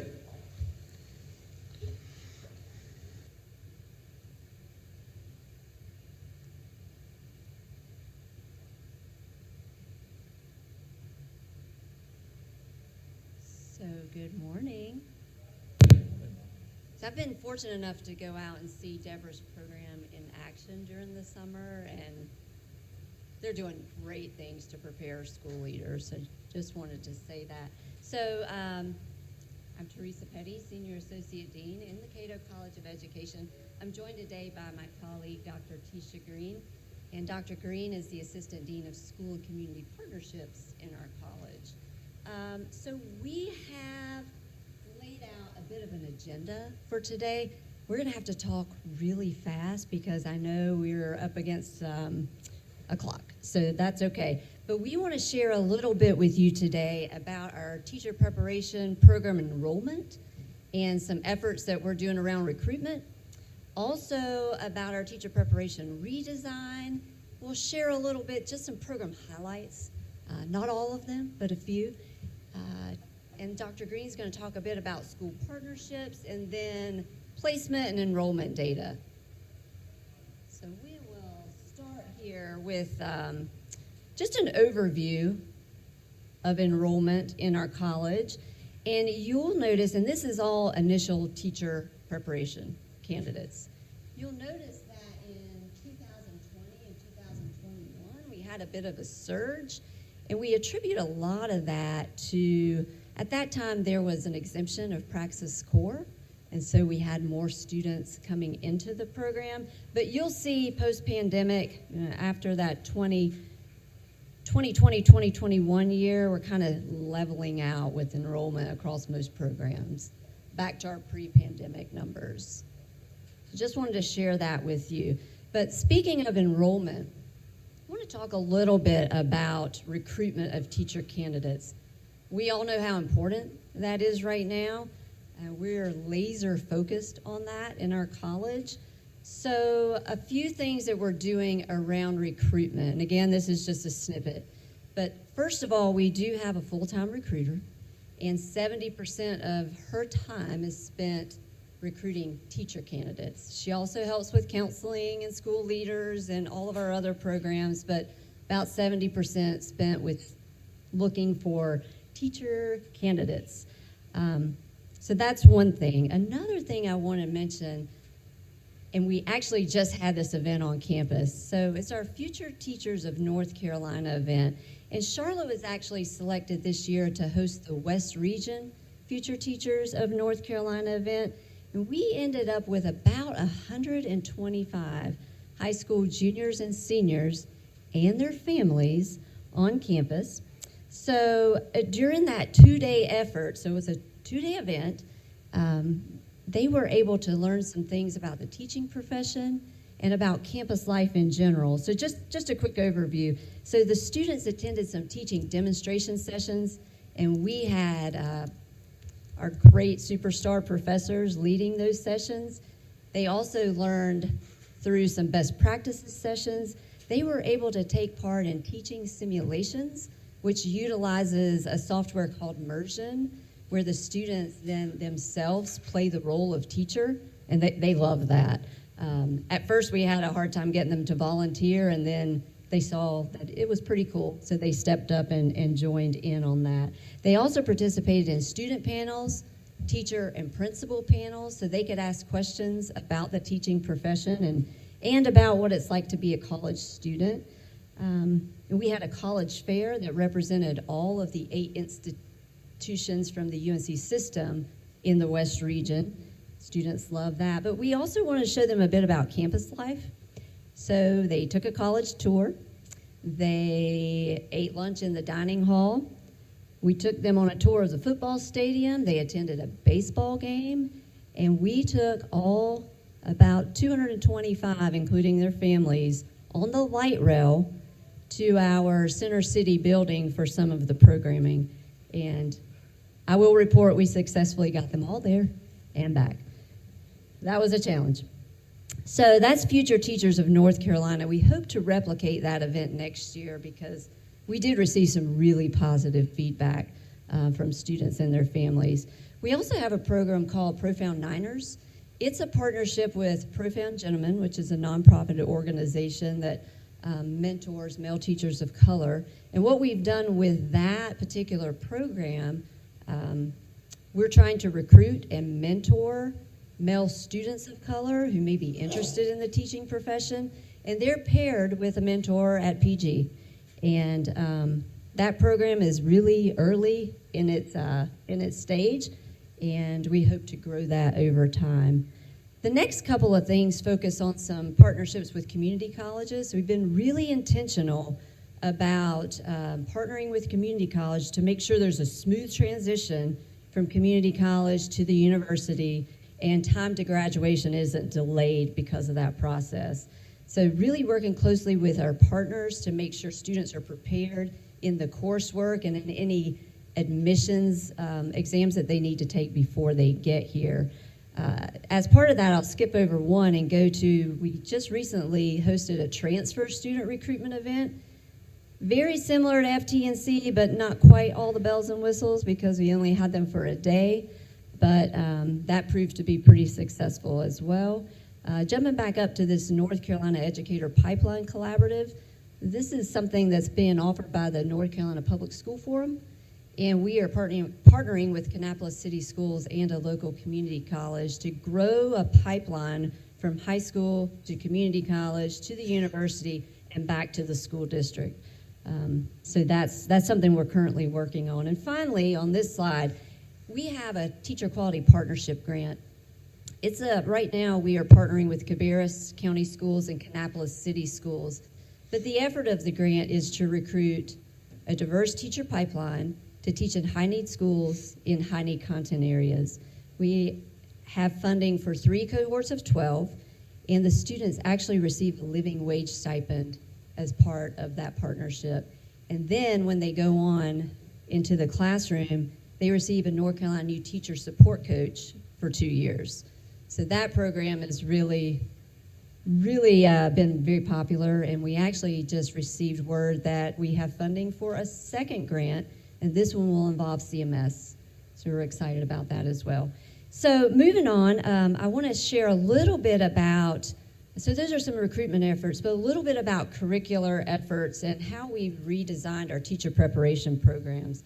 So back in 2017, we began some efforts to redesign all of our teacher preparation programs. We wanted to get away from this traditional model you see here where we have all these folks that support teacher candidates, but kind of in silos. And we wanted to get away from that siloed approach where we have faculty teaching courses, faculty supervising student teachers, the clinical educators, and everybody's not really talking to one another. And so you'll see on the next slide, this is the model that when we began our redesign efforts that we were striving for. And it's more of a Venn diagram approach where the work that we're doing is overlapping, and we know what's going on in schools. Schools know what's going on in our coursework, and then clinical experiences support that and provide more of an intertwined approach rather than these separate things. And so to do our redesign, we first started with some feedback from our partner schools, and they were actually really involved through the whole curricular redesign process. So we had teams in all the content areas, and we had school partners on all of those teams. We had faculty who went on learning tours to learn about some of the practice-based strategies that we wanted to make sure we implemented in coursework. And that proved to be very beneficial because one of the things we heard back from our school partners is teacher candidates need more practice and less theory. And so we wanted to be cognizant of that as we were going through redesign. And the redesign process consisted of infusing opportunities for practice, clinical and course crosswalks, and we wanted to make sure that in our elementary and special education programs that we are being very attentive to science of reading and making sure that that was infused throughout the curriculum and not just in 1 or 2 courses. And I think that Charlotte paid really close attention to that. And all of this really demonstrates the college's commitment to continuous improvement. And we continue to go back and look at our courses and our experiences that students are having in schools to make sure we're doing the best that we can do to prepare students for day one in the classroom. So the next 2 slides focus on some highlights in teacher preparation in our college. The first is on literacy. So just wanted to mention a few things that we're doing in the college to support our schools and to support young readers. So one of those is summer reading camp, and we have expanded from 1 school site to 3 school sites. In the summer reading camp, we have faculty working in these, and they train our teacher candidates and teachers to implement evidence-based practices with students. And we've been collecting data over the years, and there's definitely data that indicates that use of these practices has a positive impact on student learning. And so we're proud of that. And the next thing I wanted to mention is a project called Project Enrich. It's actually funded by the Belk Foundation. Started back during the pandemic. We had a faculty member who was being very creative in how to offer clinical experiences for our students in a virtual setting. And so she started this tutoring program for K-2 readers in one of our partner schools, and that ended up being a much larger scale project, and now it's offered after school in a face-to-face capacity. And we continue to examine the data we get from that, and we're seeing positive results from that as well. Also wanted to mention that UNC Charlotte is one of 5 institutions in the Literacy Innovation Leaders Initiative at the state level. And I think Chancellor Gaber mentioned yesterday the Charlotte Literacy Summit. We just hosted our second one here in Charlotte. And finally, because of the strong rating that Charlotte received on the recent review of literacy programs, we were asked to offer a workshop for all of the other UNC system educator preparation programs, and that was really well received, and we were happy to do that. And finally, for my part, I want to talk just a few minutes about some teacher preparation highlights, just some programmatic highlights. One thing is an add-on licensure that we have for the reading minor.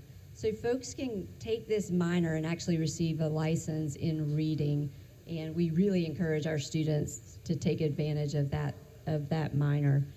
We also have a TA to Teachers program. It's fairly new. It's an online program, so spread the word. Anybody in North Carolina can participate.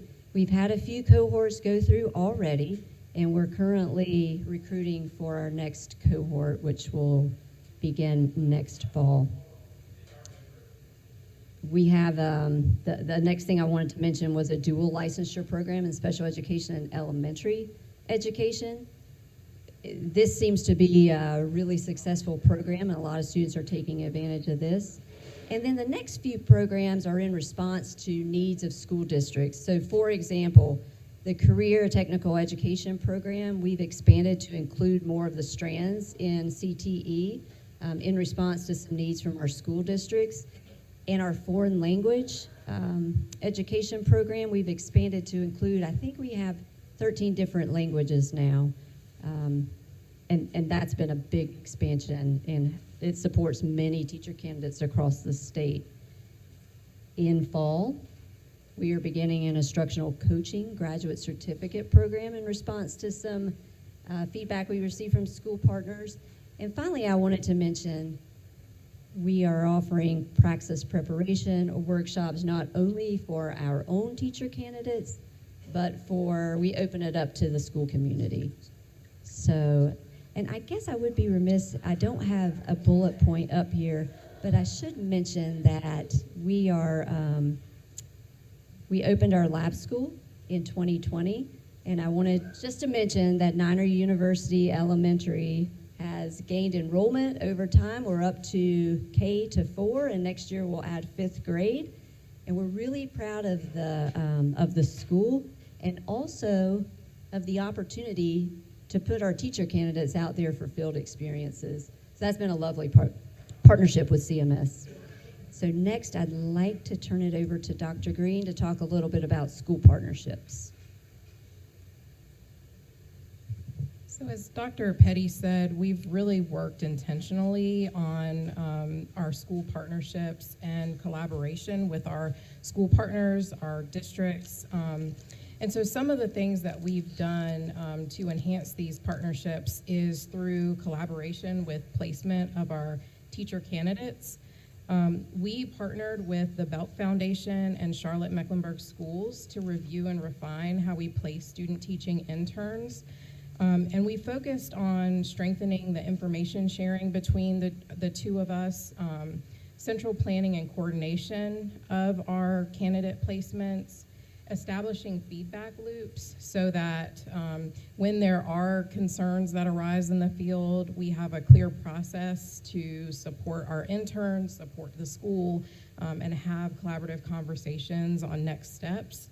And then we also worked on aligning our curriculum and our competencies to the needs of our district partners. So Dr. Petty talked a little bit about our reading initiative, but those initiatives And many of the other changes we've made to curriculum are based on the feedback that we receive from our school partners. In addition to the work of placing our candidates, we've also worked with training our mentor teachers.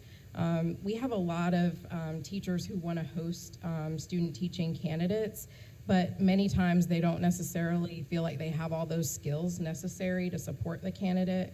So we have worked with them through the Teacher Education Institute, which UNC Charlotte hosted over several years.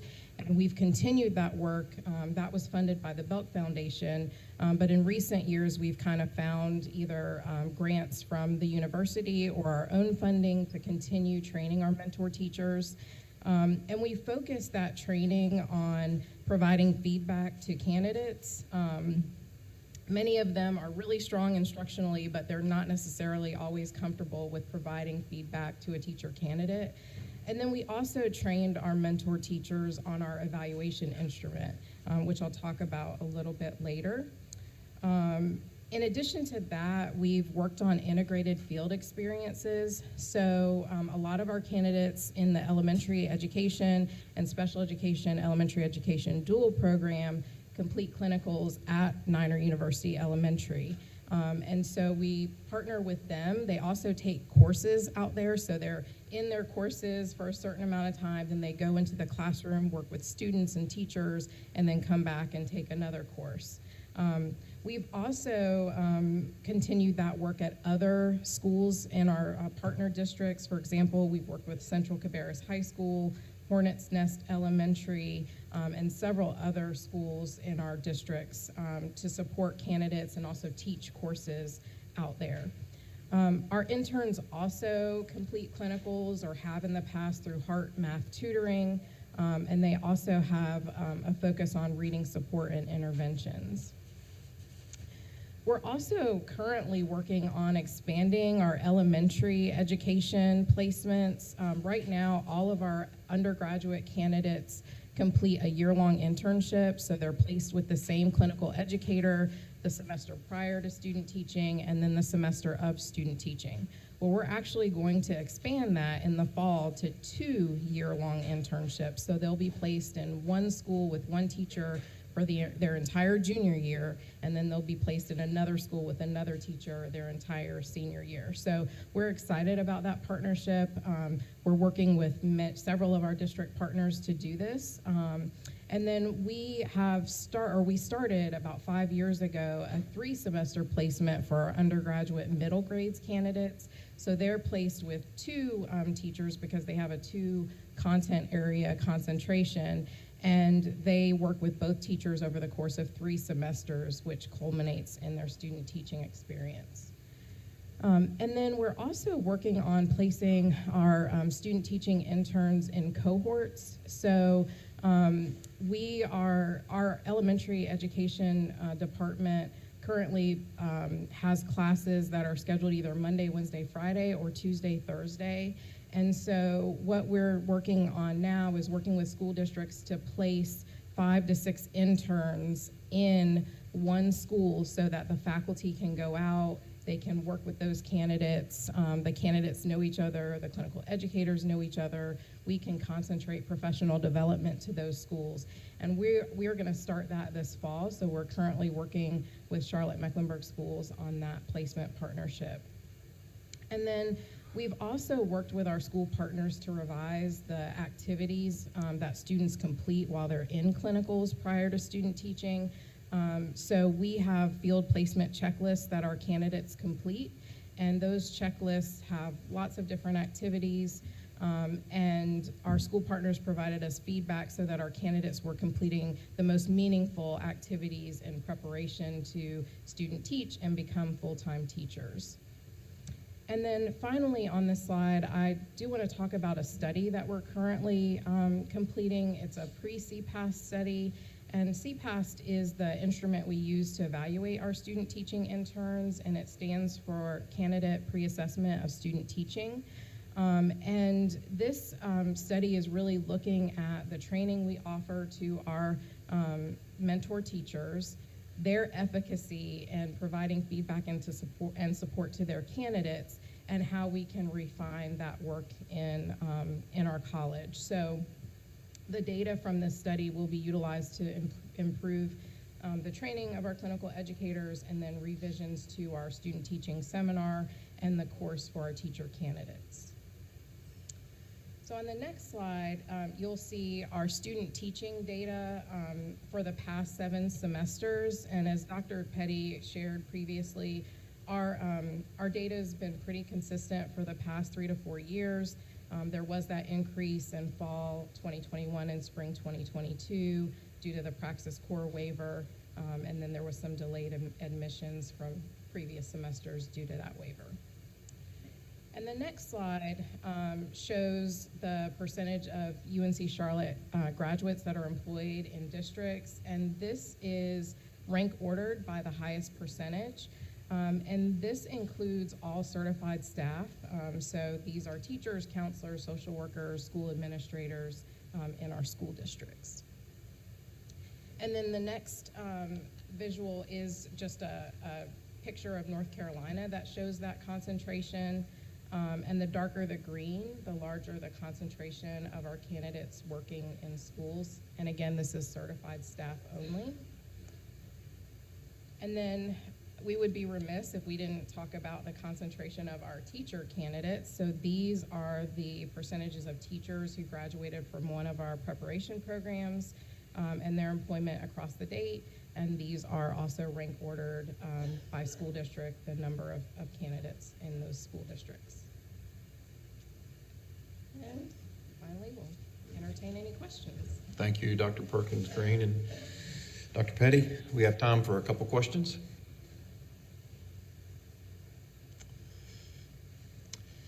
Seeing none, we thank you so much for your presentation and the work you're doing to prepare our teachers for our classrooms. Thanks so much.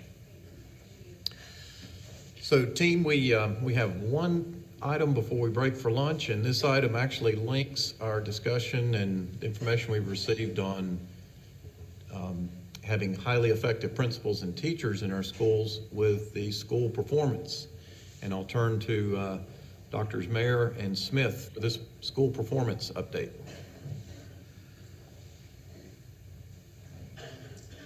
Good morning. I think Andrew and I will be relatively brief as we make our way through, and then have some time if you have any questions. But we're mostly going to give a process update today and let you know where we are kind of in the next phase of this work. So as you can see, we kind of are in the kind of 23-24 timeline now. We've made our way through. We are in the process of wrapping up the report that we were directed, well, that was in House Bill 26 that has not yet been passed, but that report is ready to go, and our plan will be to actually send that to you when it's ready in one of the Friday updates. So you'll get the report as soon as it's available. We are now making our way into the new measures and potential pilots. So we've put out the request for individuals to participate in work groups. That work is ongoing. We held our first meeting on Monday, and so now we are in the process of essentially soliciting participants to look at some of these pilot measures over the course of the next 9 or 10 months, with then another report due in February of next year with some potential outcomes. So that's kind of the brief where we are. Okay, so as Andrew and I have kind of presented earlier, we have 8 potential indicators that we are looking to pilot over the course of the next year. These may or may not end up in final recommendations. It really depends on the work over the next 8 months.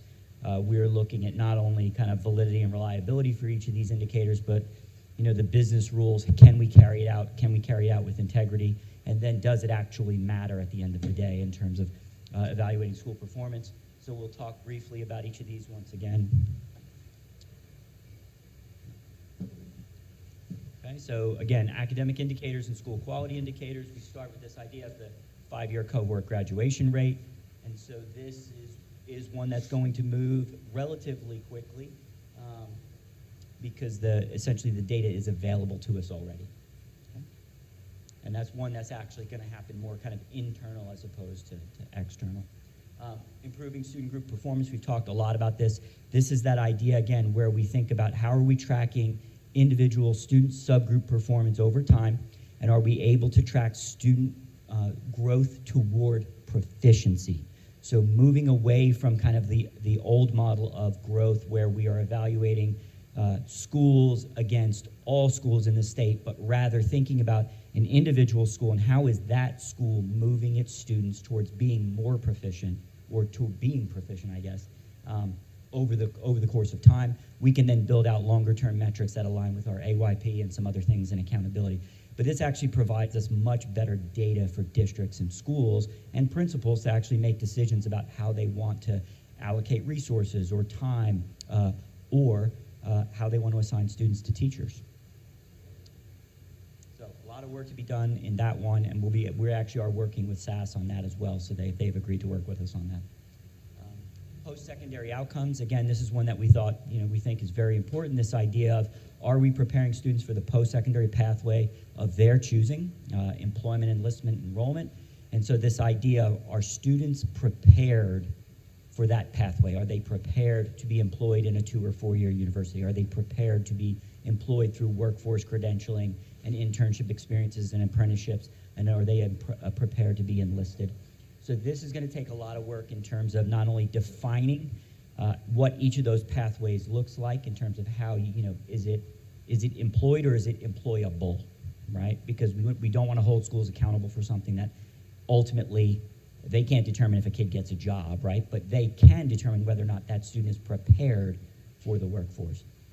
So we have some business rules to work on, some definitions, and we're working with some of our local leaders to help create those definitions and rules. Post-secondary inputs at the elementary level. So this idea, again, are students in elementary school being provided opportunities, right, to participate in experiences that help them kind of grow towards whatever that pathway might be. And when you think about that at the middle school level, that's really focused on that career development planning. So this idea is we have this continuum of experiences for kids. They get exposed to a variety of post-secondary opportunities in the elementary. They start to begin to plan that in the middle school, and then ultimately they are on a path because they are taking courses, capstone courses, that lead them to that path, and we want to be able to track that over time. Again, we need business rules, and then we need to ensure that we can actually capture that data across the state with real fidelity, and then determine whether or not, in fact, it contributes to this idea of school performance. Talked about this one, so this is that idea of career development planning. And then at the high school, again, this idea of using capstone courses. And so this isn't just about, I want to be really clear, this isn't just about AP and IB courses. This is actually also looking at CTE courses and other work-based learning experiences. So the idea is there are inherently honors courses. Are students taking those courses because they align with the career development plan that they created and then updated in the high school, right at the 10th grade year or something like that, they've updated it. And so this idea of capstone courses and our students being able to put on a trajectory. With that, Andrew's going to talk a little bit now. Good morning, everyone. I'm going to talk briefly about the school quality indicators. And the first here is extra and intracurricular activities. So as we think about the work that goes on in schools outside of the day, we test kids, which is coming up very soon. There's a lot of really great work around ensuring kids are engaged.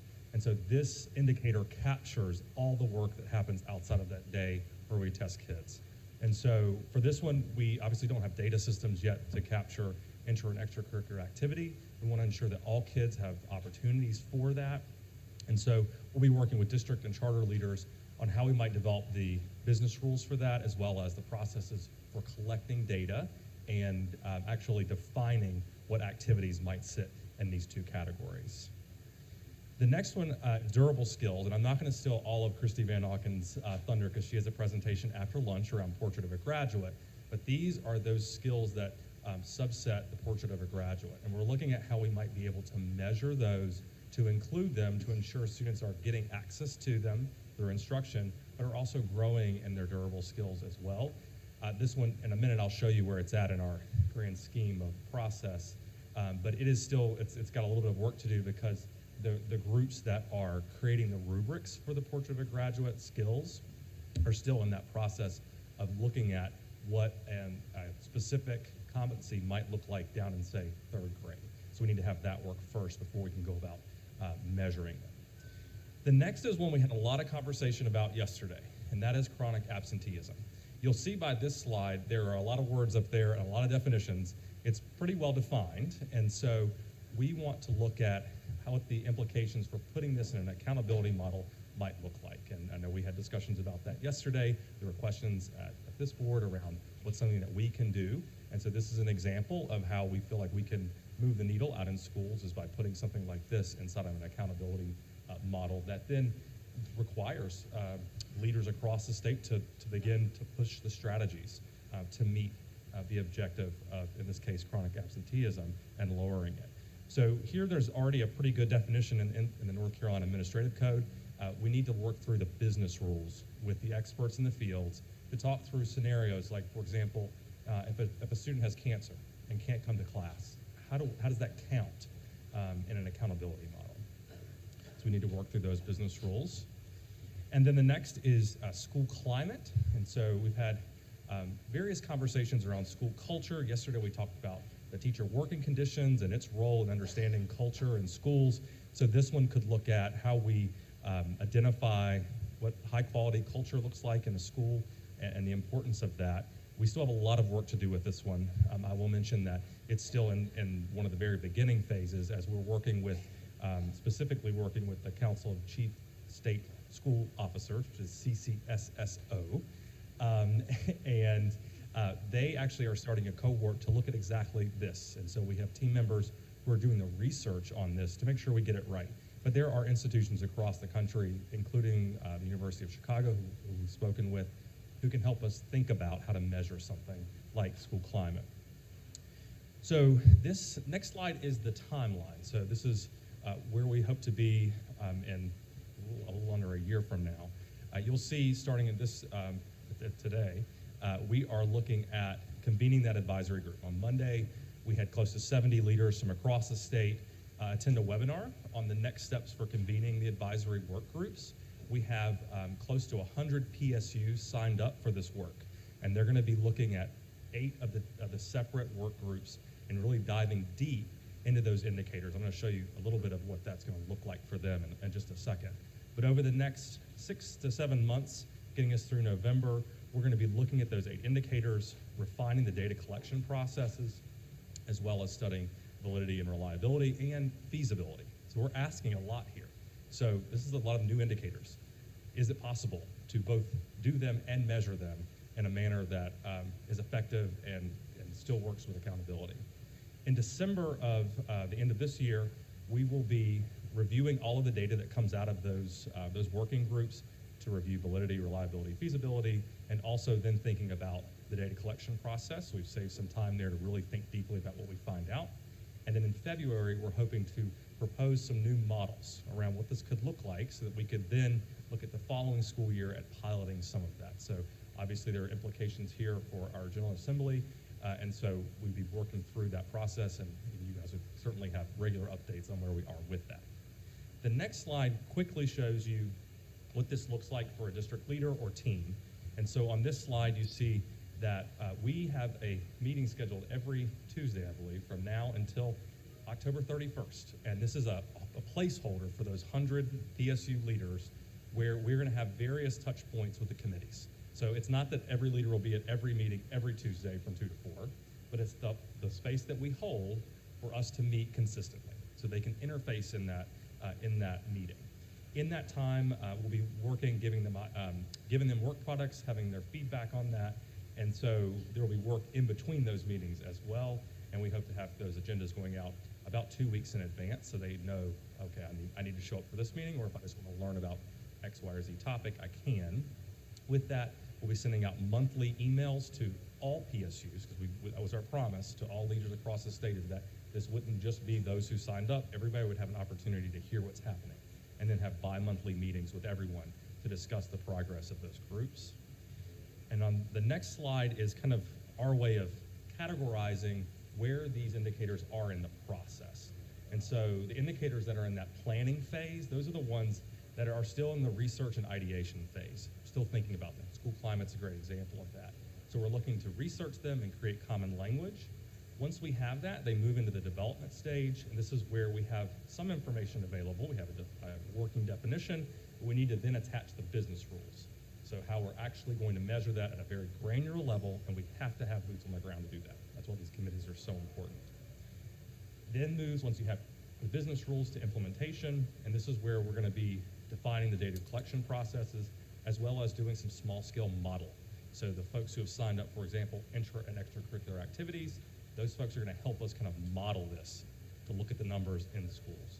And then finally, once we've done that in the finalization phase, we're going to be reviewing all of that data, the modeling, then then have a discussion of the pros and cons of including the indicator in the model.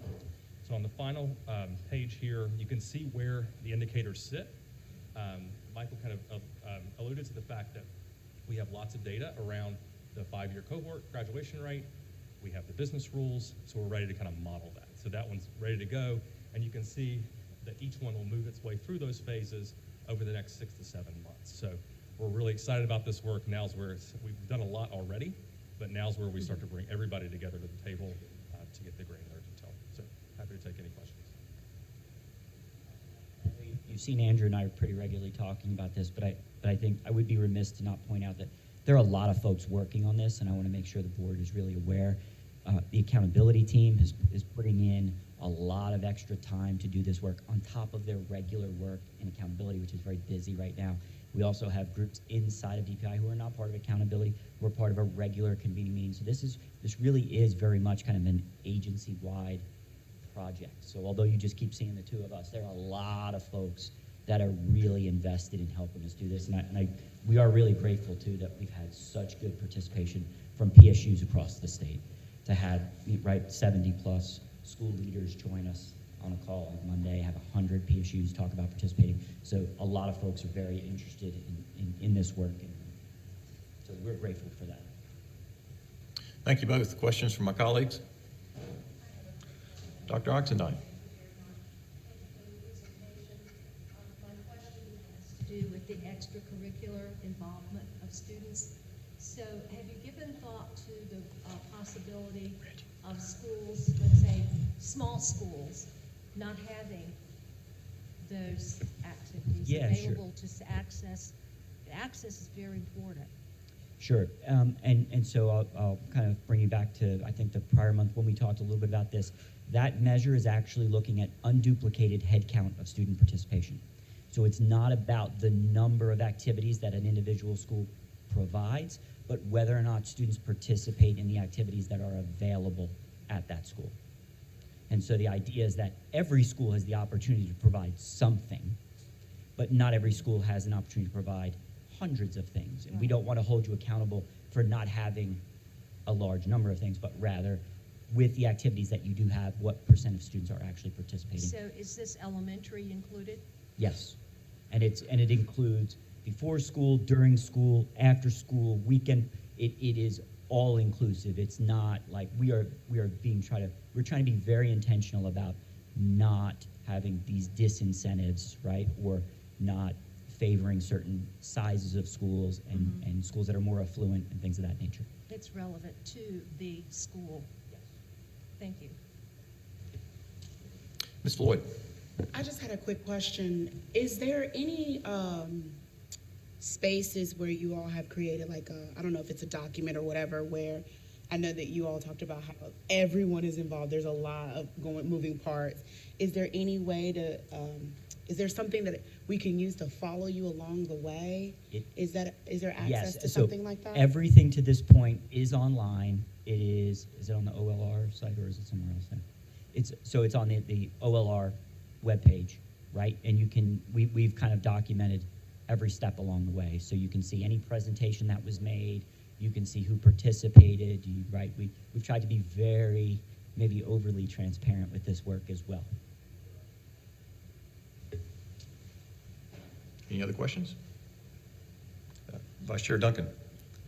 Dr. Marr, you used the phrase capstone capstone courses, and I used to know what that meant, but that phrase is being used in different ways by people more recently. Yes. The definitions here is important, so when we use it talking about this, what do we precisely mean by capstone courses? Yeah, so that'll be part of the business rules that we're working on, is to have one standard definition that applies. So I don't have a definition for you right at this moment, but kind of theoretically at this point, what we're talking about are courses at kind of the junior, senior level that are in line with a student's projected path. So if I'm going to a 2-year, 4-year, it might be an AP course, an IB course, or an honors course in STEM if I'm thinking of becoming a STEM major in college, right? But it could also be a work-based learning experience for a student who is looking to become a welder, right? Did they take whatever the highest level course in welding might be, right? So we don't want to limit it to a set particular kind of courses. It has to be kind of in line with the student's pathway. Does that answer the question? Yeah, it sort of highlights, at least to me, that this definitional area is important, not just for that definition, but for a number of definitions. Yes, and actually we almost intentionally have not fully defined these because we want to work with the field to get definitions to ensure that the definition that we come up with doesn't conflict with the reality in schools, right? So we want to have that feedback so that folks can say, yeah, that's great, but that's not, you can't actually do that in a school. And so we're trying to be really careful about, let's lay out the principles that we want to have in the model, but rather once we get into this kind of fine tuning of definitions and business rules, we really need to get some feedback from the field. So as we start, if asked, we would have some general concept of what the definition would be for these terms, but we're open to feedback about how to modify that. Is that a fair way to put it? That is fair. That is correct, yes. Okay. Any other questions? Okay, I've got a couple, if you don't mind. Could we go back to the school climate slide? Yeah, there. So I see on each slide around the input process, it indicates that we're communicating with or getting input from superintendents and charter leaders, and we'll be requesting volunteers. I just remember the conversation we had yesterday and the feedback that we got from our teachers about a desire to participate in the solutions to the teacher condition surveys. And I'm also mindful of the feedback we've gotten on other initiatives about having strong teacher and principal voice in the process. Could you share a little more about how we'll ensure that teachers and principals have an opportunity to participate in this important work? Yeah, so we actually relied more heavily in the first round of work from September to February on the different groups. Right? Andrew met several times with GTAC as well as the teacher leadership group. So we tried to get as much feedback from these groups early on, and now we're in more of an implementation phase, right? Meaning we needed superintendents and charter leaders for sure, but we actually also have some of the accountability folks working on this. I think once we get to this February and we start sharing kind of what a model might look like, we can certainly hold some more sessions around kind of some more listening sessions and kind of talking about what the model might look like. But I think in this phase, we're less likely, we're really looking for folks with particular expertise to help us with some very specific things like business rules and definitions. Okay, now I certainly understand that, how you're, yeah, go ahead, Dr. Smith. I just also mentioned that we categorize this as superintendent and charter leaders, but when we are communicating with them, we know that they're likely pretty busy and a number of different work streams, perhaps, and so they're also able to delegate this responsibility to one or more individuals. And so on the call on Monday, there are actually several principals on the call who will be taking the role as the kind of designee for the superintendent or charter school leader to help, because they have the expertise, to Michael's point, in a specific work group. So I think you will see you'll see other folks outside of those two categories inside of that work as well. Right. Yeah, Superintendent. Yeah, and to your point, Chair Davis, I would add that we relied very heavily on those folks who we tend to refer to as those in the trenches, our teachers and our principals, to get to the academic and school quality indicators that we have. So for example, I think one of them started off as school safety, and as a result of teacher and principal feedback, we landed on school climate instead of school safety. Great example. that just points out that the receptivity of this work, where it really matters in the connection with our students and parents, is heavily dependent on the buy-in and participation of teachers and principals. Do our advisors have any additional comments to make on that point? Dr. Green? Well, I was in on that, some of that beginning implementation work, and it was really fun to see the things that were thrown out, because I think there was lots of big picture and lots of dreams, and then we came back a lot of times, well, how do we measure that, and how can we get the desire for wanting to measure something that's intangible? How do we roll that into something we do care about, and we can put a number or a quality indicator on? So that process was really organic, and it was lots. I remember all the chart paper of things that were thrown out. It was a lot. But it's neat to see how we've arrived at where we are, and I'm curious to, when we do these pilot pieces, how that shakes out, and then does it start to change the focus of where we put our time and our energy in schools now that we know that these things are going to be evaluated. Yeah. And to Dr. Green's point, I think the 8 that we have here both better reflect and respect the work that school leaders and teachers do every day, right? Because it's not just about standardized test scores, which is all we are really right now. And this is far more comprehensive when we think about the work of teachers and principals and superintendents. Ms. Carver? That was literally what I was going to say, disrespectful. We really would love to be evaluated, even as educators. We're thinking about that with the Pathways program too, right? It's not just about one measure. The multiple measures is so important. We want to get the story of a school. When people are deciding where they're going to live, what job they're going to take, they look at the schools, right? They look at that school performance. And the thing is that performance grade does not tell the whole story of the school. And so we're very excited for this work. And I think that the way we roll it out to educators, we have to tell the story of this work to them. They have to see that this was a huge process and how the umbrellas work. Even the question that Dr. Oxendine said, immediately I would have thought that question, right? Great, here we go. That's about measuring money, you know? This is an equity issue. And so having the conversations, I think, is important. And so we're happy to be part of that work of encouraging educators to, yes, we will bring all of our friends into this work because this is very exciting. Dr. Oxendine? I'm asking too many questions. Eventually, yes, but not today or tomorrow. I believe that. My question is this, going to the definition and percentage of students and teachers affirm the qualities of the school related to engagement and environment. Do you think it would be too difficult to grapple or add to that, parents? In that definition, you're right. We struggled with this one a little bit because of there are real concerns about, as you could probably guess, right, around reliability and validity of that data. So parent participation in things like surveys can be really difficult to capture. So we can certainly try. Because they have a feel for the school. For sure. And parents are really important in this process, which is why, I mean, you know, in the data that we partnered with EdNC, where we did the survey, and we had like 26,000 responses.